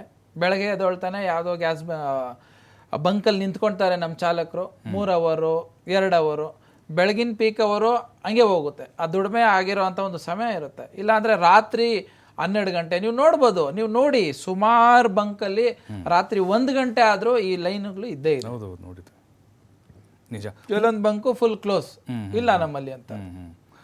ಮಹೇಶ್ ಅವರೇ, ಈಗ ನೀವಾಗಲೇ ಹೇಳ್ತಾ ಇದ್ರಿ ಕೋವಿಡ್ ಟೈಮ್ನಲ್ಲೇ ಎಂತಹ ಒಂದು ಲಾಸ್ ಆಯಿತು ನಿಮ್ಮ ಹೋಟೆಲ್ ಉದ್ಯಮಕ್ಕೆ ಅಂಥೇಳಿ. ಈಗ ಅದರಲ್ಲೂ ಸಣ್ಣ ಪುಟ್ಟ ಹೋಟೆಲ್ಗಳ ಕಥೆನೇ ಬೇಡ, ಈಗ ಕೆಲವೊಂದಿಷ್ಟು ಹೊರೆಗಳನ್ನು ಹಾಕುವಂಥ ಕೆಲಸ ಆಗ್ತಿದೆ. ಈಗ ಸೌದಿಗಳನ್ನು ಡಿಪೆಂಡ್ ಆಗಿದ್ದಾರೆ ಅಥವಾ ಸ್ಟೋವ್ ಮೇಲೆ ಮಾಡ್ತಾ ಇದ್ದಾರೆ, ಎಲೆಕ್ಟ್ರಿಕಲ್ ಬಳಸ್ತಾ ಇದ್ದಾರೆ, ಬಟ್ ಅವೆಲ್ಲ ವರ್ಕೌಟ್ ಆಗಲ್ಲ ಅಂತ ಅನಿಸ್ತೀರಾ? ಅಂದರೆ ಟೆಂಪ್ರರಿ ಆದರೂ ಕೂಡ? ಸರ್ ನೋಡಿ, ನಾನು ನಿನ್ನೆ ಕೊಯಮತ್ತೂರ್ಗೆ ಹೋಗಿ ಬಂದೆ. ಯಾಕಂತ ಹೇಳಿದ್ರೆ ಅಲ್ಲಿ ಏನೋ ಸ್ಪೆಷಲ್ ನಿಮ್ಮ ಏನು ಸ್ಮೋಕ್ಲೆಸ್ ಏನೋ ಒಂದು ಸಿಗತ್ತೆ ಅಂತ. ಅಲ್ಲಿ ಹೋಗಿ ನೋಡಿದ್ರೆ ಫುಲ್ ಜನ. ನೀವು ಫುಲ್ ದುಡ್ಡು ಕೊಟ್ಟು ಹೋದ್ರೆ 60 ದಿವಸದ ನಂತರ ಕೊಡ್ತೀನಿ ಅಂತಾನೆ. ಯಾವ ದೇಶದಲ್ಲಿ ದುಡ್ಡು ಕೊಟ್ಟು ಬರಕಾಗತ್ತೆ? ಫುಲ್ ಜನ ಇದ್ದಾರೆ, ಆಯ್ತಾ. ಮಂಡ್ಯ ಒಂದ್ ಕಡೆ ಹೋಗಿ ಬಂದ್ವಿ, ಅಲ್ಲೂ ಹಾಗೆ ಸರ್, ದುಡ್ಡು ಕೊಟ್ಟು ಹೋಗಿ ನಾವು ಯಾವಾಗ ಕೊಡ್ತೀವಿ ಅಂತ ಹೇಳಕ್ ಆಗಲ್ಲ ಅಂತಾರೆ. ಇಂಡಕ್ಷನ್ ತರಕ್ ಹೋದ್ರೆ 13,000 14,000 ಇದೆ, ಒಳ್ಳೆ ಕ್ವಾಲಿಟಿನೇ. ಬಟ್ ನಾವು ಅಷ್ಟೆಲ್ಲ ಕೊಟ್ಕೊಂಡು ಬಂದ್ಬಿಟ್ಟು ನಾಳೆ ಆಗತ್ತೋ ಇಲ್ಲ ಗೊತ್ತಿಲ್ಲ. ಒಂದೊಮ್ಮೆ ಇವಾಗ ಲಕ್ಕಿಲಿ ಗ್ಯಾಸ್ ಸಿಲಿಂಡರ್ ಸಪ್ಲೈ ಆಯ್ತು ಅಂತ ತಿಳ್ಕೊಳ್ಳಿ, ಅದೆಲ್ಲ ಮೂಲೆಗೆ ಹೋಯ್ತಾ? ಅದಕ್ಕೆ ದುಡ್ಡು ಯಾರು ಕೊಡ್ತಾರ? ಸರ್ಕಾರ ಕೊಡುತ್ತಾ ಇಲ್ಲ ಗ್ಯಾಸ್ ಏಜೆನ್ಸಿ ಅವ್ರು ಕೊಡ್ತಾರ? ನಾವ್ ಇನ್ವೆಸ್ಟ್ ಮಾಡಿ ಕೂತ್ಕೋಬೇಕು, ಬೇರೆ ದಾರಿ ಇಲ್ಲ. ದೊಡ್ಡ ಹೋಟ್ಲರ್ ಹೋಗಿ ಬರ್ತಾರೆ, ಕೊಯಮತ್ತೂರು ಹೋಗಿ ಬಂದು ಏನೋ ಮಾಡಿದ್ವಿ. ಚಿಕ್ಕ ಹೋಟ್ಲರ್ ಎಲ್ಲಿ ಹೋಗಕ್ಕಾಗತ್ತೆ ಪಾಪ? ಅವನು ಒಂದೇ ಅವನು ಬಂದ್ ಮಾಡಿ ಕೂತ್ಕೋಬೇಕು. ಇವತ್ತ ಇಲ್ಲ ನಾಳೆ ಒಳ್ಳೆ ದಿವಸ ಬರುತ್ತೆ ಅಂತ ದೇವರಲ್ಲಿ ಪ್ರಾರ್ಥನೆ ಮಾಡ್ಕೋಬೇಕು. ಇಲ್ಲ ಅಂದ್ರೆ ತನ್ನ ಕಷ್ಟ, ನನ್ನ ಹಣೆವರ್ಣ ಇಷ್ಟೇ ಅಂತ ಕಷ್ಟಪಟ್ಟು ಕೂತ್ಕೋಬೇಕು. ಇದಾರೆ ಸಣ್ಣ ಪುಟ್ಟ ಸುಮಾರು ಹೋಟ್ಲವ್ರು ಬಂದ್ ಮಾಡಿನೇ ಕೂತ್ಕೊಂಡ್ಬಿಟ್ರು. ನೋಡೋಣ ಬಿಡಿ ಸರ್ ಇನ್ನೇನಾಗತ್ತೆ ಅಂತ. ಯಾಕಂದ್ರೆ ಅವನು ಆ ಟೆನ್ಷನ್ ಮತ್ತೆ ಊರು ತುಂಬಾ ಓಡಾಡ್ಕೊಂಡು ಮತ್ತೆ ಖರ್ಚು ಮಾಡಿ ಕೂತ್ಕೊಂಡು ಅವನಿಗೆ ಕೊಡೋರು ಯಾರಿದ್ದಾರೆ? ಇದು ಸರ್ಕಾರ ನೇರವಾಗಿ ಹೇಳ್ಬೇಕು. ಸರ್ಕಾರ ಹೇಳಿ, ಇಲ್ಲ ರೀ ಎಕ್ಸಾಕ್ಟ್ಲಿ ಇನ್ನು 2 ದಿವಸ ಬಿಟ್ಟು ಇಲ್ಲ 3 ದಿವಸ ಬಿಟ್ಟು ನಿಮ್ಗೆ ಸಿಗತ್ತೆ, ಅವಾಗ ನಾವು ಪ್ರಿಪೇರ್ ಆಗೋಣ. ಬೇಕಾದ್ರೆ 3 ದಿವಸ ಬಂದ್ ಮಾಡ್ಲೇ ಬೇಕಾದ್ರೆ ಮಾಡೋಣ, ತೊಂದರೆ ಇಲ್ಲ. ನಮ್ಮ ಪ್ಲಾನ್ ಏನಿದೆ ನೋಡಿ, ಈಗ ಸಿಕ್ಕಾಪಡೆ ಜನ ಟ್ರಾವೆಲ್ ಮಾಡ್ತಾ ಇರ್ತಾರೆ. ಟ್ರಾವೆಲ್ ಮಾಡಿ ಬಂದ ತಕ್ಷಣ ಇವಾಗ ಡಯಾಬಿಟಿಕ್ ಪೇಷಂಟ್ ಇರ್ತಾರೆ, ಹಲವಾರು ರೀತಿಯ ಪೇಷಂಟ್ಗಳು ಇರ್ತಾರೆ. ಅವ್ರಿಗೆ ಬೇಕಾಗಿದೆಯೇನೋ ಹೊಟ್ಟೆಗೆ ಏನಾದ್ರು ತಿನ್ಬೇಕು. ನೀವು ಮಾತ್ರ ತಿನ್ಬೇಕಾದ್ರೆ ಹೊಟ್ಟೆಗೇನೋ ತಿನ್ಬೇಕು. ಹೊಟ್ಟೆಗೇನೋ ತಿನ್ಬೇಕಾದ್ರೆ ಎಲ್ಲಿದ್ದಾರೆ? ಮುಂಚಿನ ಕಾಲ ಬೇರೆ, ಇವತ್ತಿನ 60% ಜನ, 60% ಜನ ಹೋಟ್ಲ ಮೇಲೆ ಅವಲಂಬಿತ ಆಗಿದ್ದಾರೆ. ವಿದ್ಯಾರ್ಥಿಗಳು ಅವಲಂಬಿತ ಆಗಿದ್ದಾರೆ. ನಿಜ. ಎಸ್ ಮಹೇಶ್ ಅವರೇ, ಮತ್ತೆ ಬರ್ತೀನಿ ನಿಮ್ಮ ಹತ್ರ ಮಾತಾಡ್ತೀನಿ. ನಂಗೊಂದು ಬ್ರೇಕ್ ಸಮಯ ಆಗಿದೆ, ಒಂದು ಬ್ರೇಕ್ ಇರುತ್ತೆ. ಬ್ರೇಕ್ ಆದ್ಮೇಲೆ ಚರ್ಚೆ ಬಳಿಕ ಮತ್ತೆ ಚರ್ಚೆಗೆ ಸ್ವಾಗತ. ನಮ್ಮ ಜೊತೆಗೆ ಮತ್ತೊಬ್ಬರು ಅತಿಥಿ ಜಾಯ್ನ್ ಆಗಿದ್ದಾರೆ, ಅವ್ರನ್ನೂ ಕೂಡ ಕಾರ್ಯಕ್ರಮಕ್ಕೆ ಸ್ವಾಗತ ಮಾಡ್ತಾ ಇದ್ದೀನಿ. PG ಓನರ್ಸ್ ವೆಲ್ಫೇರ್ ಅಸೋಸಿಯೇಷನ್ ಇಂದ ಅರುಣ್ ಕುಮಾರ್ ಅವರು ಜಾಯ್ನ್ ಆಗಿದ್ದಾರೆ. ಸರ್ ನಮಸ್ತೆ, ಕಾರ್ಯಕ್ರಮಕ್ಕೆ ಸ್ವಾಗತ. ನಮಸ್ಕಾರ ಸರ್. PGದೆ ನೋಡ್ತಾ ಇದ್ವಿ ನಾವು, ಸಿಕ್ಕಾಪಟ್ಟೆ ತೊಂದರೆ ಸರ್. ವಿದ್ಯಾರ್ಥಿಗಳಿಗೆ ಚಪಾತಿ ಇಲ್ಲ, ಅನ್ನ ಸಾಂಬಾರು ಅಷ್ಟೇ, ಆಮೇಲೆ ಕೆಲವೊಂದು ಐಟಮ್ಗಳೇ ಕತ್ತರಿ ಹಾಕ್ತಾ ಇದ್ದಾರಂತೆ. ನಾವು PGಲಿ ಬಂದಂಥವ್ರೆ, ಹಾಗಾಗಿ ಸದ್ಯಕ್ಕೆ PGಗೆ ನೋಡೋದಾದರೆ, ಮಾಲೀಕರಾಗಿ ತಾವು ನೋಡೋದಾದರೆ ಹೇಗೆ ಹ್ಯಾಂಡಲ್ ಮಾಡ್ತಾ ಇದ್ದೀರಿ? ಸೌದೆಲಿ ತಾವು ಶುರು ಮಾಡಿದ್ರೆ ಹೆಂಗೆ ಅಡುಗೆನ ಅಂತ? ಸರ್, ಖಂಡಿತವಾಗಿಯೂ PG ವಾಸಿಗಳಿಗೆ ಯಾವುದೇ ರೀತಿಯಾಗಿ ತೊಂದರೆ ಆಗದಂತೆ ಎಲ್ಲ ಮಾಲೀಕರುಗಳು ಕೂಡ ನಿಗಾವಹಿಸಲಿಕ್ಕೆ ಈಗಾಗಲೇ PG ಓನರ್ ಅಸೋಸಿಯೇಷನ್ ಏನಿದೆ ಅದು ಕ್ರಮ ಕೈಗೊಂಡಿದೆ. ಸೊ ಎಲ್ಲ ಕಡೆ ಎಲ್ಲ ಭಾಗದ ಏನು ಮಾಲೀಕ ಮುಖಂಡರುಗಳನ್ನು ಕೂಡ ಭೇಟಿ ಮಾಡೋದ್ರ ಜೊತೆಗೆ ಸೊ ಈಗ ನಮ್ಮ PGನಲ್ಲಿ ಎಲ್ಲಿನೂ ಊಟ ಬಂದಾಗಿದೆ ಅನ್ನುವಂಥದ್ದು ಇಲ್ಲ. ಸೊ ಈ ಮೆನುಗಳಲ್ಲಿ ಸ್ವಲ್ಪ ಬದಲಾವಣೆ ಮಾಡಿರ್ತಕ್ಕಂಥದ್ದು. ಯಾಕಂದರೆ ಈಗ ಹೆಚ್ಚು PGಗಳಿರ್ತಕ್ಕಂಥ ಪ್ರದೇಶದಲ್ಲಿ ಏನಾಗಿದೆ, ಕಮರ್ಷಿಯಲ್ಲು ಸಿಲಿಂಡರ್ಗಳು 4-5 ಕೇಳಿದರೆ 1-2 ಕೊಡ್ತಕ್ಕಂಥದ್ದು ಆಗ್ತಾಯಿದೆ. ಈಗ ಒಂದು ಸಾರಿ ನಮಗೆ ಒಂದು 50 ಜನ ಇರ್ತಕ್ಕಂಥ PGಗೆ ಒಂದು 3 ಸಿಲಿಂಡರ್ ಕೊಟ್ಟರೆ ಒಂದು ವಾರದವರೆಗೂ ನಿಭಾಯಿಸ್ತಕ್ಕಂಥದ್ದು ಆಗುತ್ತೆ. ಈಗ ಹೋಟೆಲ್ಗಳಲ್ಲಿ ಹಂಗೆ ಆಗೋದಿಲ್ಲ. ಪ್ರತಿದಿನ ಅವ್ರಿಗೆ 8-10 ಸಿಲಿಂಡರ್ಗಳ ಅವಶ್ಯಕತೆ ಬರುತ್ತೆ. ಅದು ನಾನಾ ಪದಾರ್ಥಗಳನ್ನ ತಯಾರು ಮಾಡಬೇಕಾದ್ರೆ ಹೆಚ್ಚು ಗ್ಯಾಸ್ನ ಉಪಯೋಗ ಆಗ್ತಕ್ಕಂಥದ್ದಾಗುತ್ತೆ. ಸೊ ಎಲ್ಲ ಒಂದು ಹತ್ರ PG ವಾಸಿಗಳು ದೂರದ ಊರುಗಳಿಂದ ತಮ್ಮ ಎಲ್ಲ ಬಂಧುಗಳು, ತಂದೆ ತಾಯಿಗಳು ಪ್ರತಿಯೊಬ್ಬರನ್ನ ಬಿಟ್ಟು ಇವತ್ತು ಇಲ್ಲಿ ಬೆಂಗಳೂರಲ್ಲಿ ನೆಲೆಸಿ ಏನಾದರೂ ಸಾಧನೆ ಮಾಡಬೇಕು, ಕೆಲಸ ಮಾಡಬೇಕು, ಓದಬೇಕು ಅನ್ನುವಂಥ ನಿಟ್ಟಿನಲ್ಲಿ ಬಂದಿರತಕ್ಕಂಥದ್ದು. ನಾವು ಆ ಉದ್ಯಮನ ಆಯ್ಕೆ ಮಾಡಿಕೊಂಡು ನಾವು ಸರ್ವಿಸ್ ಏನು ಸೇವೆ ಮನೋಭಾವದಲ್ಲಿ ಕೆಲಸ ಮಾಡ್ತಕ್ಕಂಥದ್ದು ಈಗಾಗಲೇ ನಡೀತಾ ಇದೆ. ಲಕ್ಷಾಂತರ ಮಂದಿ ಇವಾಗ PGನಲ್ಲಿ ವಾಸವಾಗಿದ್ದಾರೆ. ಸೊ ಅದೇ ರೀತಿ ಸಾವಿರಾರು PGಗಳು ಬೆಂಗಳೂರು ನಗರದಲ್ಲಿ ಎಲ್ಲ ಭಾಗದಲ್ಲಿ ಇರ್ತಕ್ಕಂಥದ್ದು ಕೂಡ ಸತ್ಯ. ಆದರೆ ಎಲ್ಲ ಒಂದು ಹತ್ರ ಊಟ ಕೊಟ್ಟಿಲ್ಲ, ಚಪಾತಿ ಕೊಟ್ಟಿಲ್ಲ, ಇದು ಮುಖ್ಯ ಆಗೋದಿಲ್ಲ. ಯಾಕಂದರೆ ಅದರ ಪ್ಯಾರಲಲ್ಲಾಗಿ ಅದರ ಬದಲಿಗೆ ಇವತ್ತು ಕುಕ್ ವಿತೌಟ್ ಫೈರ್ ಯಾವುದೇ ರೀತಿಯಾಗಿ ಈ ಸಲಾಡ್ಗಳನ್ನ ಕೊಡ್ತಕ್ಕಂಥದ್ದು. ಸೊ ಆರೋಗ್ಯಕರ ಆಹಾರಗಳನ್ನ ಅದ್ರ ಜೊತೆಗೆ ಈಗ ಚಪಾತಿ ಪಲ್ಯ ಮಾಡಿಲ್ಲ ಅಂತ ಹೇಳಿ ಬರೀ ಅನ್ನ ಸಾಂಬಾರು ಕೊಟ್ಬಿಟ್ಟು, ಯಾಕಂದರೆ ಅವ್ರಿಗೆ ಶಕ್ತಿ ಬೇಕಲ್ಲ. ಈ ಪ್ರತಿದಿನ ಒಂದು ಅನ್ನ ರಸಮ್ ಒಂದು ದಿನ ಊಟ ಮಾಡ್ಬೋದು. 3 ಹೊತ್ತು ಅನ್ನ ಸಾಂಬಾರು ಕೊಡ್ತೀವಿ, 3 ಹೊತ್ತು ರೈಸ್ ಬಾತ್ ಕೊಡ್ತೀವಿ, ಆ ರೀತಿ ಆಗ್ತಾ ಇಲ್ಲ. ಅದರ ಪರ್ಯಾಯವಾಗಿ ಒಂದು ಫ್ರೂಟು ಸಲಾಡ್ ಕೊಡೋಂಥದ್ದು ನಾವೆಲ್ಲರಿಗೂ ಕೂಡ ಹೇಳಿದ್ದೀವಿ. ಮನೆ ಇದೆ ಈ ಒಂದು ಮೆನುನ ಕೂಡ ಒಂದೊಂದು ಆ ಭಾಗದ ಸಂಘಗಳ ಏನು ಝೋನಲ್ಲಿದ್ದಾರೋ ಸೊ ಅವ್ರಿಗೂ ಕೂಡ ಹೇಳಿದ್ದೀವಿ. ಯಾಕಂದರೆ ಊಟ ಹೊಟ್ಟೆ ತುಂಬ ಊಟ ಕೊಟ್ಟು ಅಟ್ಲೀಸ್ಟು ಈಗ ಕೆಲವು ಬದಲಾವಣೆಗಳು, ನಾನು ಇವತ್ತು ಇಡ್ಲಿನೇ ಬೇಕು, ನನಗೆ ಪೂರಿನೇ ಬೇಕು, ನನಗೆ ದೋಸೆನೇ ಬೇಕು ಅನ್ನುವಂತಹ ಪರಿಸ್ಥಿತಿಯಲ್ಲಿ ಅಟ್ಲೀಸ್ಟು ಇವತ್ತು ಶಾವಿಗೆ ಬಾತು, ಉಪ್ಪಿಟ್ಟು, ಸೊ ಪೊಂಗಲ್ಲು, ಬಿಸಿಬೇಳೆ ಬಾತು ಈ ರೀತಿ ಪದಾರ್ಥಗಳನ್ನ ಸ್ವಲ್ಪ ಬದಲಾವಣೆ ಕೆಲವು ಕಡೆ ಆಗಿದೆ ಹೊರತು ಇನ್ನು ಕೆಲವು ಕಡೆ ನಿರಂತರವಾಗಿ ಅವರಿಗೆ ಕಡಿಮೆ ಜನ ಇರ್ತಕ್ಕಂಥ PGಗಳು ಏನಿದ್ದಾವೆ, 20-30 ಜನ ಇರ್ತಕ್ಕಂಥ PGಗಳಿಗೆ ನಿರಂತರವಾಗಿ ಏನು ಮಾಡ್ತಿದ್ರು ಅದು ಮಾಡ್ಕೊಂಡು ಹೋಗ್ತಾ ಇದ್ದಾರೆ. 100 ಜನ ಇರ್ತಕ್ಕಂಥ PGಗಳಲ್ಲಿ ಮಾತ್ರ ಈ ಒಂದು ಬದಲಾವಣೆಗಳು ಜಾಸ್ತಿ ಇರ್ತಕ್ಕಂಥದ್ದಾಗಿದೆ. ಅಲ್ಲ, ಬಟ್ ನಿಮಗೆ ಕೋವಿಡ್ ಟೈಮ್ನಲ್ಲಿ ಈ ರೀತಿ ಸಮಸ್ಯೆ ಆಗಿತ್ತು ಅಥವಾ ಈ ರೀತಿ ಸಮಸ್ಯೆ ಆಗಿರೋದು ಇದೇ ಮೊದಲ? ಸರ್, ಗ್ಯಾಸ್ ವಿಳಂಬತೆ, ಈ ಗ್ಯಾಸಿನ ಅಭಾವ ಸೃಷ್ಟಿಯಾಗಿರೋದು ನಮ್ಮ ಅನುಭವದಲ್ಲಿ. ಅಂದರೆ ಗ್ಯಾಸ್ಗಳು ಒಂದು ದಿನ ಲೋಡ್ ಬಂದಿಲ್ಲ ಅಂದರೆ ಆ ಬದಲಿ ವ್ಯವಸ್ಥೆ. ಈಗ ಆ ಕಡೆ 1-2 ಸಿಲಿಂಡರ್ ಇದೆ ಇಸ್ಕೊಳ್ಳಿ, ಈ ಕಡೆ ಮಾಡ್ತಿದ್ವಿ. ಈಗ ನೀವು ಬೇಕಾದರೆ 50,000 ಸಾಲ ಕೇಳಿದರೆ ಪಟ್ಟಂತ ಕೊಡ್ತಾರೆ, ಸಿಲಿಂಡರ್ ಮಾತ್ರ ಕೇಳಬೇಡಿ ಅಂತಾರೆ. ಈ ಪರಿಸ್ಥಿತಿ ಬಂದ್ಬಿಟ್ಟಿದೆ. ಅದಕ್ಕೆ ನಾವು ಈಗ ಈ ರೀತಿ ಒಂದು ಈ ಯುದ್ಧದ ಭೀತಿಯಲ್ಲಿ ಈ ರೀತಿ ಆಗ್ತಕ್ಕಂಥದ್ದು ಮೊದಲನೇ ಬಾರಿ. ಆದರೆ ಈಗ ಹೋಟೆಲ್ನವರಂತೆ ಈಗ ಸಡನ್ನಾಗೆ ನಾವು ಡಿಸಿಷನ್ ತೊಗೊಳಕ್ಕಾಗಲ್ಲ. ಹೋಟೆಲ್ನಲ್ಲಿ ನೀವು ಪದಾರ್ಥ ಇಲ್ಲ ಅಂದರೆ ಮನೆಗೆ ಹೋಗಿ ಊಟ ಮಾಡ್ತೀರಾ. PGನಲ್ಲಿ ಬಂದು ಅವರು ಊಟ ಇಲ್ಲ ಅಂದರೆ ಎಲ್ಲಿಗೆ ಹೋಗಬೇಕು? ಅದು ಇಷ್ಟು ದಿನ ಮಾಲೀಕರು ಮಾಡ್ತಕ್ಕಂಥದ್ದು ಸೇವೆ ಅಲ್ಲ. ಈಗ ಮಾಡ್ತಕ್ಕಂಥ ಚಾಲೆಂಜ್ ತೊಗೊಂಡು ತಮ್ಮ ಎಷ್ಟೋ ಜನ ಮಾಲೀಕರುಗಳು ಈ ಮನೆಗಳಿಗೆ ಹೋಗದ ರೀತಿಯಲ್ಲಿ ಸಿಲಿಂಡರ್ ಹೊಂದಿಸೋಂಥದ್ದು ಇಲ್ಲ, ಒಲೆ ಸೌದೆ ಒಲೆಯಲ್ಲಿ ಬೇಕಾದ್ರೆ ಬೆಂಗಳೂರು ನಗರದ ಮಧ್ಯಭಾಗದಲ್ಲಿ ಇವೆಲ್ಲ ನಡೆಯೋಕ್ಕೆ ಅಸಾಧ್ಯ. ಯಾಕಂದರೆ ಈ ಪೂರ್ವ ಭಾಗದಲ್ಲಿ ಮಹದೇವಪುರ ರೂರಲ್ ಏರಿಯಾ ಟಚ್ ಇರೋಂಥ ಏರಿಯಾಗಳಲ್ಲಿ ಖಾಲಿ ಸೈಟು ಅಥವಾ ದೊಡ್ಡ ವಿಶಾಲವಾದ ಒಂದು ಕೆಳ ಅವರ ಒಂದು ಪಾರ್ಕಿಂಗ್ ಏರಿಯಾ ಅಂಥವಿರೋಂಥ ನೀನು ಸೌದೆ ಒಲೆಯಲ್ಲೆಲ್ಲ ಮಾಡ್ಬೋದು. ಆದರೆ ನಗರ ಭಾಗದಲ್ಲಿ ಮಧ್ಯಭಾಗದಲ್ಲಿ ಈಗ ಪ್ರತಿಷ್ಠಿತ ಏರಿಯಾಗಳಲ್ಲಿ ನಾವು ಸೌದೆ ಒಲೆಯಲ್ಲಿ ಮಾಡಿದರೆ ಅದು ಪೊಲ್ಯೂಷನ್ ಆಗಿಬಿಟ್ಟು ಅಕ್ಕಪಕ್ಕದವ್ರು ಕೂಡ ಅಬ್ಜೆಕ್ಷನ್ ಆಗೋಂತಹ ಸಾಧ್ಯತೆಗಳಿದೆ. ಹಾಗಾಗಿ ಈಗ ಇದು ಆನ್ಲೈನಲ್ಲಿ ಕೆಲವು ಎಲೆಕ್ಟ್ರಿಕಲ್ ಇಕ್ವಿಪ್ಮೆಂಟ್ಸ್ ಕೂಡ ಬಂದಿದೆ. ಈಗ ಒಂದು 30-40 ಜನಕ್ಕೆ ಆಗಷ್ಟು ಆ ಒಂದು ರೈಸ್ ಕುಕ್ಕರ್ಗಳು ಎಲೆಕ್ಟ್ರಿಕಲ್ ರೈಸ್ ಕುಕ್ಕರ್ ಬಂದಿದೆ, ಅದರಲ್ಲಿ ಪುಲಾವಿಂದ ಹಿಡಿದು ಎಲ್ಲದನ್ನೂ ತಯಾರು ಮಾಡ್ತಕ್ಕಂಥದ್ದಿದೆ. ಯಾಕಂದರೆ ನಾವು ಇಂದಿನ ಒಂದು ಇತಿಹಾಸ ನೋಡೋಕೆ ಹೋದರೆ ಸಿಲಿಂಡರ್ ಗ್ಯಾಸನ್ನೇ ನಮ್ಮ ಹಿರಿಯರುಗಳು ಯಾರು ಅವಲಂಬಿಸೇ ಜೀವನ ಮಾಡ್ತಾ ಇರಲಿಲ್ಲ. ಆ ಮಠ ಮಾನ್ಯಗಳಿಂದ ಹಿಡಿದು ಊರುಗಳಲ್ಲಿ ನೂರಾರು ಸಾವಿರಾರು ಜನ ಊಟದ ವ್ಯವಸ್ಥೆ ಇತ್ತು.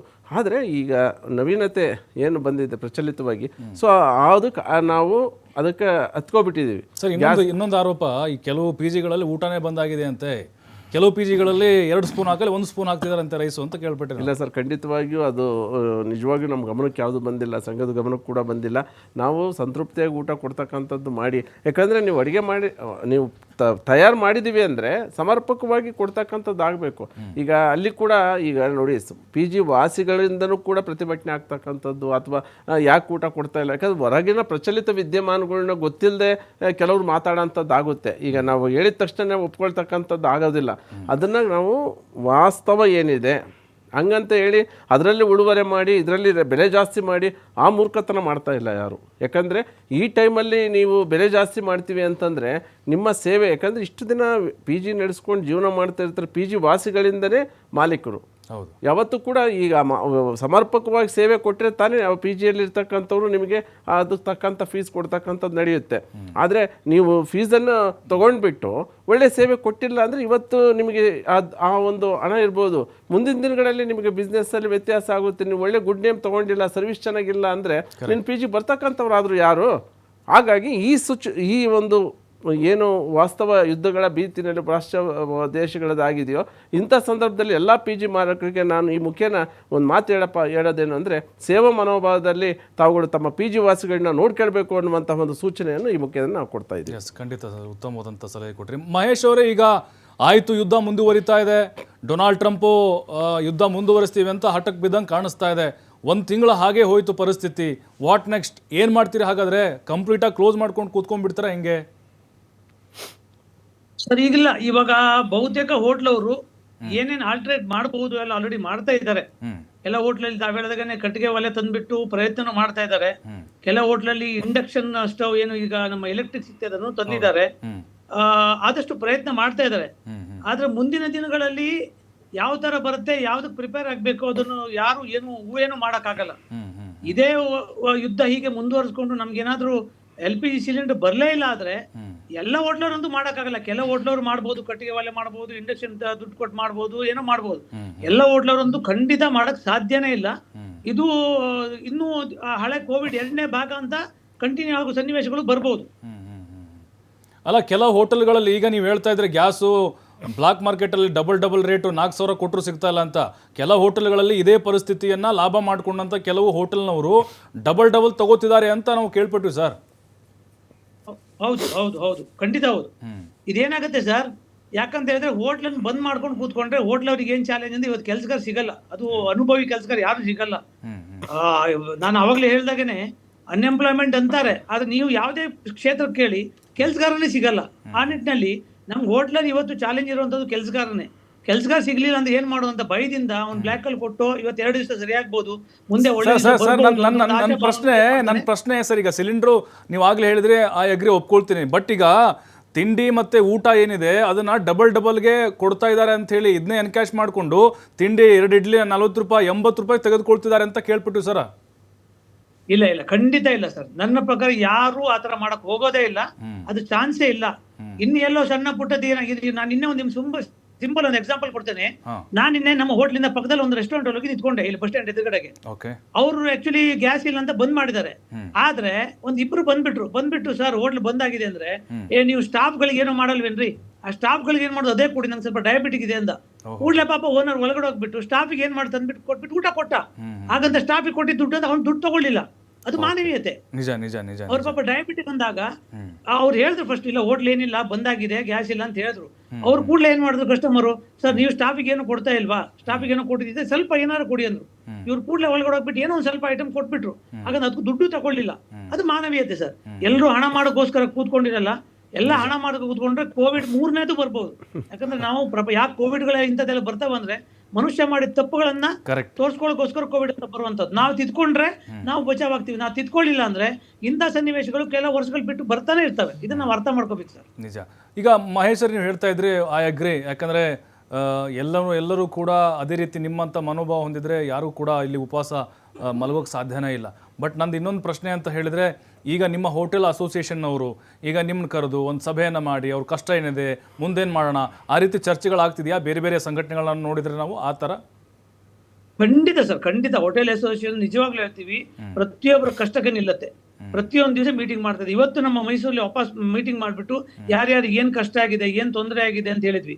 ಅದರಲ್ಲೂ ಕೆಲವ್ರು ಹೇಳಿದ್ರು, ಸರ್ ಗ್ಯಾಸ್ ಅವರು ಪಾಪ ಅವ್ರದ್ದು ಕಷ್ಟ, ಗ್ಯಾಸ್ ಸಪ್ಲೈಯರ್ ಏನಂತ, ಈಗ ಕೊಡ್ಲಿಲ್ಲ ಅಂದ್ರೆ ನಾಳೆ ಅವ್ರನ್ನ ಬಿಟ್ಬಿಟ್ಟು ಬೇರೆ ಏಜೆನ್ಸಿಗೆ ಹೋದ್ರೆ ಅವ್ರ ಹೊಟ್ಟೆ ಬಡು ತೊಂದರೆ ಆಗತ್ತೆ. ಹಾಗಂತ ಅವ್ರು ನಮ್ಮ ಮಧ್ಯೆ ಏನೋ ಮಾಡಿ ಕೊಟ್ಟಿದ್ದಾರೆ.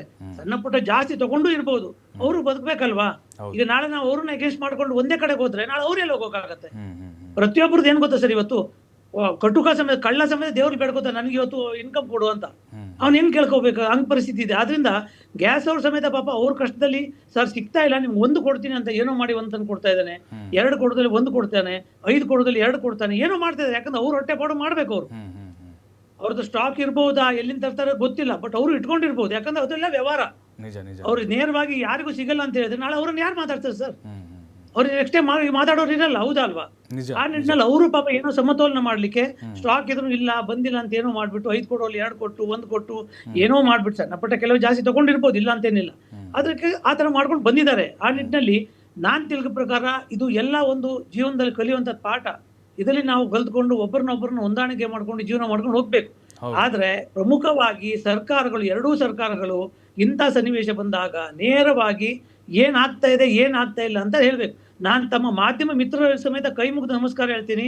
ನೀವು ಸಮೇತ ಪ್ರತಿಯೊಂದು ಜಾಗದಲ್ಲಿ, ಪ್ರತಿಯೊಂದು ಮಾಧ್ಯಮದಲ್ಲಿ ಎಲ್ಲ ಹೋಟ್ಲ್ ಕಡೆ ಬರ್ತಾ ಇದ್ದಾರೆ, ಏನಾಗಿದೆ ಸರ್, ಏನಾಗ್ತಾ ಇದೆ, ಗಂಟೆ ಕೇಳ್ತಾ ಇದ್ದಾರೆ. ನಿಜವಾಗ್ಲೂ ನಾನು ನಿಮ್ಗೆ ಹ್ಯಾಟ್ಸ್ ಆಫ್ ಅಂತೀನಿ, ಸಲ್ಯೂಟ್ ಅಂತೀನಿ. ಯಾಕಂದ್ರೆ ನೀವೆಲ್ಲ ಈ ತರ ಹೊರಗಡೆ ಹಾಕ್ಲಿಲ್ಲ ಅಂತ ಹೇಳಿದ್ರೆ ನಮ್ ಕಷ್ಟ ಕೇಳೋರಿಗೆ ಗೊತ್ತಿರಲಿಲ್ಲ, ಮಾರ್ಕೆಟ್ ಅಲ್ಲಿ ಗೊತ್ತಾಗ್ತಾ ಇರ್ಲಿಲ್ಲ. ನೀವೆಲ್ಲ ಒಂದೇ ಸಮಯ ನಮ್ ಸಪೋರ್ಟ್ ಮಾಡಿ ಸೀದಾ ಸೆಂಟ್ರಲ್ ಮಿನಿಸ್ಟ್ರಿಗೆ ಹೋಗಿ ಅಲ್ಲಿಂದ ನಮ್ಮ ಹೋಟ್ಲ್ ಅಸೋಸಿಯೇಷನ್ ಅವರಿಗೆ ಕರೆಸ್ಬಿಟ್ಟು ಮಾತಾಡ್ಬಿಟ್ಟು ಕ್ಯಾಬಿನೆಟ್ ಅಲ್ಲಿ ಚರ್ಚೆ ಆಗಿದೆ, ಏನಾಗಿದೆ ಅಂತ ಕ್ಯಾಬಿನೆಟ್ ಅಲ್ಲಿ ಉತ್ತರ ಕೊಟ್ಟಿದ್ದಾರೆ. ಇಲ್ಲ ಇನ್ನು 2-3 ದಿವಸದಲ್ಲಿ ಬರುತ್ತೆ, ಖಂಡಿತ ಇದೆ ಅಂತಕೊಂಡು. ಇದು ನೋಡಿ, ಇದು ನಮ್ಮ ಜನಗಳ ಪವರ್ ಏನು ಅಂತ. ನೀವು ಮಾಧ್ಯಮದವ್ರ ಸಮೇತ ಸಹಕಾರ ಮಾಡಿದ್ರಿ. ನೀವು ಸುಮ್ನೆ ಕೂತ್ಕೊಂಡು ನಮ್ಗೇನೋ ಕೇಳಲಿಲ್ಲ ಅಂದ್ರೆ ಎಲ್ಲಿ ಸಾಧ್ಯ ಆಗ್ತೀವಿ ಸರ್ ಇವತ್ತು? ನಿಜ ನಿಜ ಹೌದಲ್ವಾ? ನಿಜ ಮಹೇಶ್ವರಿ, ನೀವು ಹೇಳಿದ್ರು ಪ್ರತಿಯೊಂದು ಹೋಟ್ಲ ಇವತ್ತಿನ ತನಕ ಹೋಗ್ತಾ ಇದಾರೆ ಜನ, ಪ್ರತಿಯೊಂದು ಮಾಧ್ಯಮದವ್ರು ಹೋಗ್ತಾ ಇದ್ದಾರೆ. ಏನ್ ಕಷ್ಟ ಇದೆ, ಏನ್ ಮಾಡ್ತೀರಾ ಅಂತ. ಎಸ್ ಮತ್ತೆ ಬರ್ತೀನಿ ನಿಮ್ಮ ಹತ್ರ ನಾನು. ಏನಾಯ್ತವ್ರು, ಈಗ ಆಟೋ ಅಂತ ಹೇಳಿದ್ರೆ ಬರೀ ಆತನ ಹೊಟ್ಟೆಪಾಡು ಅಷ್ಟೇ ಅಲ್ಲ, ಅಥವಾ ಆಟೋ ಡ್ರೈವರ್ ಅವರದ ಒಂದು ವೈಯಕ್ತಿಕ ಕೂಲಿ ಅಲ್ಲ. ಎಷ್ಟೋ ಜನ ಡಿಪೆಂಡ್ ಆಗಿರ್ತಾರೆ, ವಯಸ್ಸಾದಂಥವ್ರು ಇರ್ತಾರೆ, ಗರ್ಭಿಣಿ ಇರ್ತಾರೆ, ಸ್ಕೂಲ್ ಮಕ್ಕಳು ಇರ್ತಾರೆ. ಓವರಾಲ್ ಅವ್ರಿಗೆ ಯಾವ ರೀತಿ ಹೊಡೆತ ಕೊಡ್ತಾ ಇದೆ ಡೈಲಿ ನೀವು ನೋಡೋದಿದ್ರು? ನೋಡಿ, ಆಟೋ ಬರೀ ಅದರಲ್ಲಿ ಆಟೋ ಚಾಲಕರದೇ ಜೀವನ ಅಂತಲ್ಲ, ಅದರಲ್ಲಿ ಸಾರ್ವಜನಿಕರದು ಮ್ಯಾಚ್ ಆಗುತ್ತೆ, ಕನೆಕ್ಟ್ ಆಗುತ್ತೆ. ಯಾಕಂದರೆ ಈಗ ಎಷ್ಟೋ ಆಟೋ ಚಾಲಕರು ಬರೀ ಸ್ಕೂಲ್ ಬಾಡಿಗೆ ಹೊಡೆಯೋರು ಇದ್ದಾರೆ. ಈಗ ಅವ್ರಿಗೂ ಕೂಡ ಈಗ ಗ್ಯಾಸ್ ಸಿಗಲಿಲ್ಲ ಅಂದರೆ ಆ ಸ್ಕೂಲ್ಗೆ ಅವ್ರಿಗೆ ಸರ್ವಿಸ್ ಕೊಡೋ ಅಂಥದ್ದು ಅವ್ರಿಗೆ ಕಷ್ಟ ಆಗ್ತಿದೆ ಒಂದು.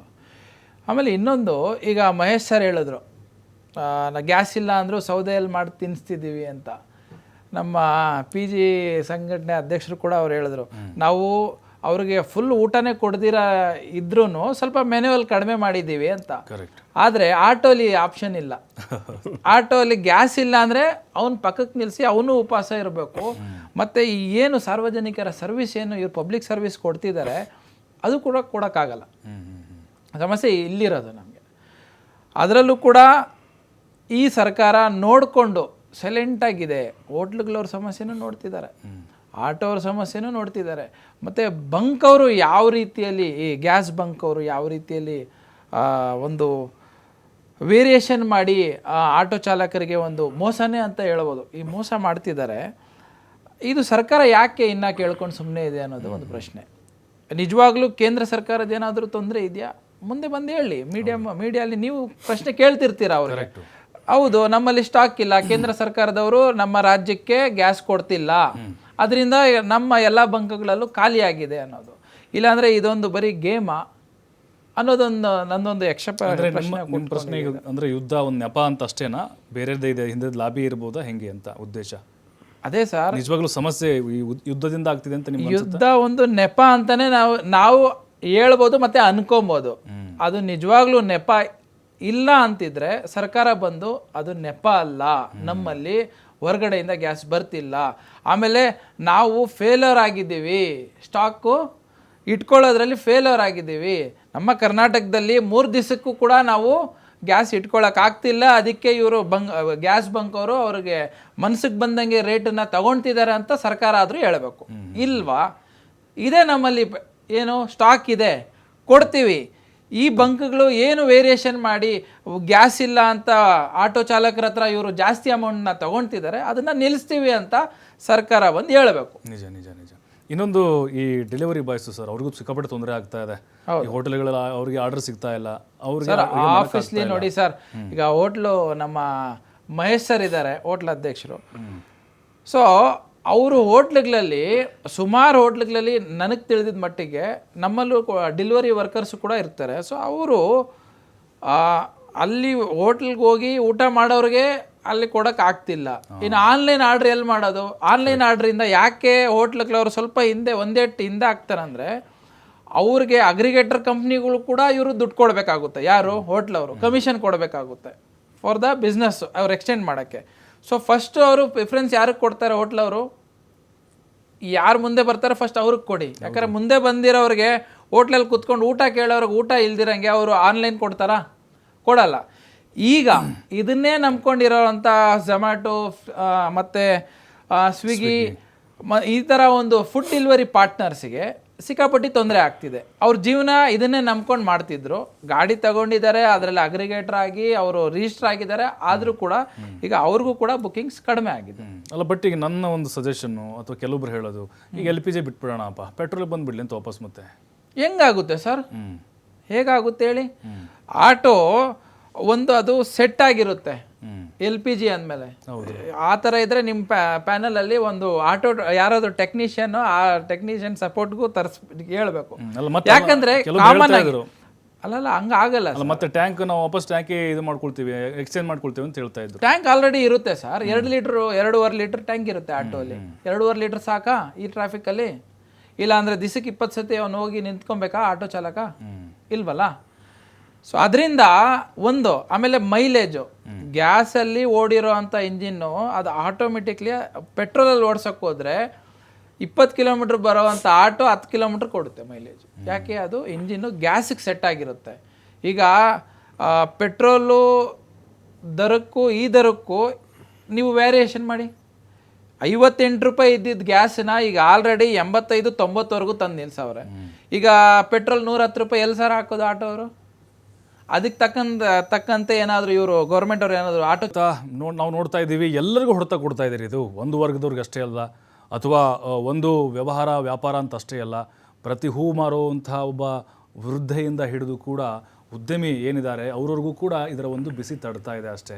ಖಂಡಿತವಾಗಲೂ ಇದು ಕೃತಕಾಭಾವನೋ ಅಥವಾ ನಿಜವಾಗ್ಲೂ ಯುದ್ಧ ಆಗೋದ್ರಿಂದನೇ ಈ ರೀತಿ ಆಯಿತಾ, ಸ್ಟಾಕ್ ಇಲ್ವಾ, ಅಥವಾ ಇದನ್ನೇ ಎನ್ಕ್ಯಾಶ್ ಮಾಡ್ಕೊಂಡು ಲಾಭ ಗಳಿಸ್ತಾ ಇದ್ದಾರಾ, ಇದೆಲ್ಲವೂ ಕೂಡ ಸಹಜವಾಗಿ ಪ್ರಶ್ನೆ ಬಂದೇ ಬರುತ್ತೆ. ಅರುಣ್ ಕುಮಾರ್ ಅವರು ಹೇಳ್ತಾ ಇದ್ರಿ, PG ಸಿಕ್ಕಾಪಟ್ಟೆ ಅವಲಂಬನೆ ಆಗಿದ್ದಾರೆ. ನಮ್ಮ ಬೆಂಗಳೂರಿನಲ್ಲಿ ನೋಡೋದಾದರೆ ದೇಶದ ಬೇರೆ ಬೇರೆ ಕಡೆಗಳಿಂದ ಬಂದಿದ್ದಾರೆ, ನೀವು ಅದಕ್ಕೆ ಆಶ್ರಯ ಕೊಡ್ತಾ ಇದ್ದೀರಿ. ಹಾಗಾಗಿ ಸರ್ಕಾರಕ್ಕೆ ನಿಮ್ಮ ಮನವಿಗಳು ಅಥವಾ ಸಲಹೆಗಳು, ಆಯ್ತು ಇನ್ನೊಂದು ವಾರ ಆಯ್ತು ಸರ್, ನಿಮಗೆ ಕಮರ್ಷಿಯಲ್ ಗ್ಯಾಸೇ ಸಿಗ್ತಾ ಇಲ್ಲ, ವಾಟ್ ನೆಕ್ಸ್ಟ್ ಹಾಗಾದರೆ ತಾವೇನು ಮಾಡ್ತೀರಿ? ಸರ್, ಖಂಡಿತವಾಗಿಯೂ ನಮಗೂ ಕೂಡ ಆತಂಕದ ಛಾಯೆ ಈಗ ಮೂಡ್ತಾ ಇದೆ. ಯಾಕಂದರೆ ಈಗ ಇರ್ತಕ್ಕಂಥದ್ದು ಒಂದು 4-6 ದಿನಕ್ಕೆ ಹೋಟೆಲ್ನಂಗೆ ಪ್ರತಿದಿನ ಬೇಕು ಅನ್ನೋದಕ್ಕಿಂತ ಒಂದು ನಮಗೆ ಅಟ್ಲೀಸ್ಟ್ ಒಂದು 50 ಜನ ಇರೋಂಥವ್ರಿಗೆ ಒಂದು 2-3 ಸಿಲಿಂಡರ್ ಕೊಟ್ಟರೆ ಅಟ್ಲೀಸ್ಟ್ ಒಂದು ವಾರ 8 ದಿನ 10 ದಿನ ನಾವು ಮುಂದುವರಿಸ್ತಕ್ಕಂಥದ್ದು ನಡೀತಾ ಇದೆ. ಈಗ ಪ್ರಚಲಿತವಾಗಿ ಅದು ನಡೀತಾ ಇದೆ. ಎಷ್ಟೋ ಕಡೆ ಇನ್ನೇನು ಇವತ್ತು ಖಾಲಿ ಆಗಿತ್ತು, ನಮಗೆ ಇವತ್ತು ಸಿಲಿಂಡರ್ ಬಂದರೆ ರನ್ ಆಗಬೇಕು ಅನ್ನೋಂಥ ಕಡೆ ಸ್ಟಾಪ್ ಆಗಿ ಅವರು ಬೇರೆ ಅವಲಂಬನೆ, ಸೌದೆ ಒಲೆ ಆಗಿರ್ಬೋದು, ಮತ್ತೊಂದು ಇಂಡಕ್ಷನ್ ಆಗಿರ್ಬೋದು, ಪಂಪ್ ಸ್ಟವ್ ಆಗಿ ಈ ರೀತಿ ನಾವು ಬದಲಾವಣೆ ಮಾಡ್ಕೊಂಡಿರ್ತಕ್ಕಂಥ ನಡೆಯುತ್ತೆ. ಆದರೆ ಇದು ತಾತ್ಕಾಲಿಕ ಆದರೆ ಅಟ್ಲೀಸ್ಟ್ ಮ್ಯಾನೇಜಬಲ್. ಈಗ ಒಂದು ಕಾಯಿಲೆ ಬಂದಿದೆ, ಅದನ್ನು ವಾಸಿ ಮಾಡ್ತಕ್ಕಂಥವ್ರು ಡಾಕ್ಟ್ರು.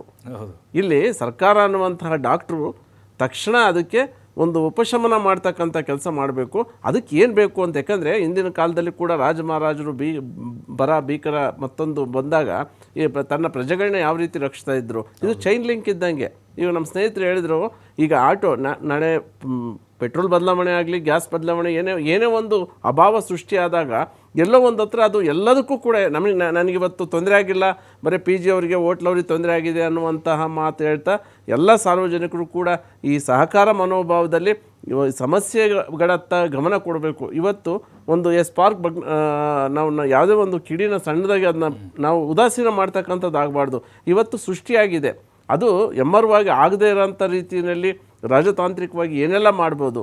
ಯಾಕಂದರೆ ಈ ಇನ್ನು ಕೆಲವೇ ದಿನಗಳಲ್ಲಿ ಏನಾದರೂ ಈ ರೀತಿ ಅಭಾವ ಸೃಷ್ಟಿ ಆದರೆ ಮುಂದಿನ ದಿನಗಳಲ್ಲಿ ಗ್ರಾಹಕರು ಅಷ್ಟೇ ಅಲ್ಲ, ಮಾಲೀಕರು ಅಷ್ಟೇ ಅಲ್ಲ, ಇಡೀ ಪ್ರತಿಯೊಬ್ಬರು ಕೂಡ ಇದಕ್ಕೆ ನಾವು ಪಶ್ಚಾತ್ತಾಪ ಪಡ್ತಕ್ಕಂಥ ಸನ್ನಿವೇಶಗಳು ಎದುರಾಗ್ತವೆ.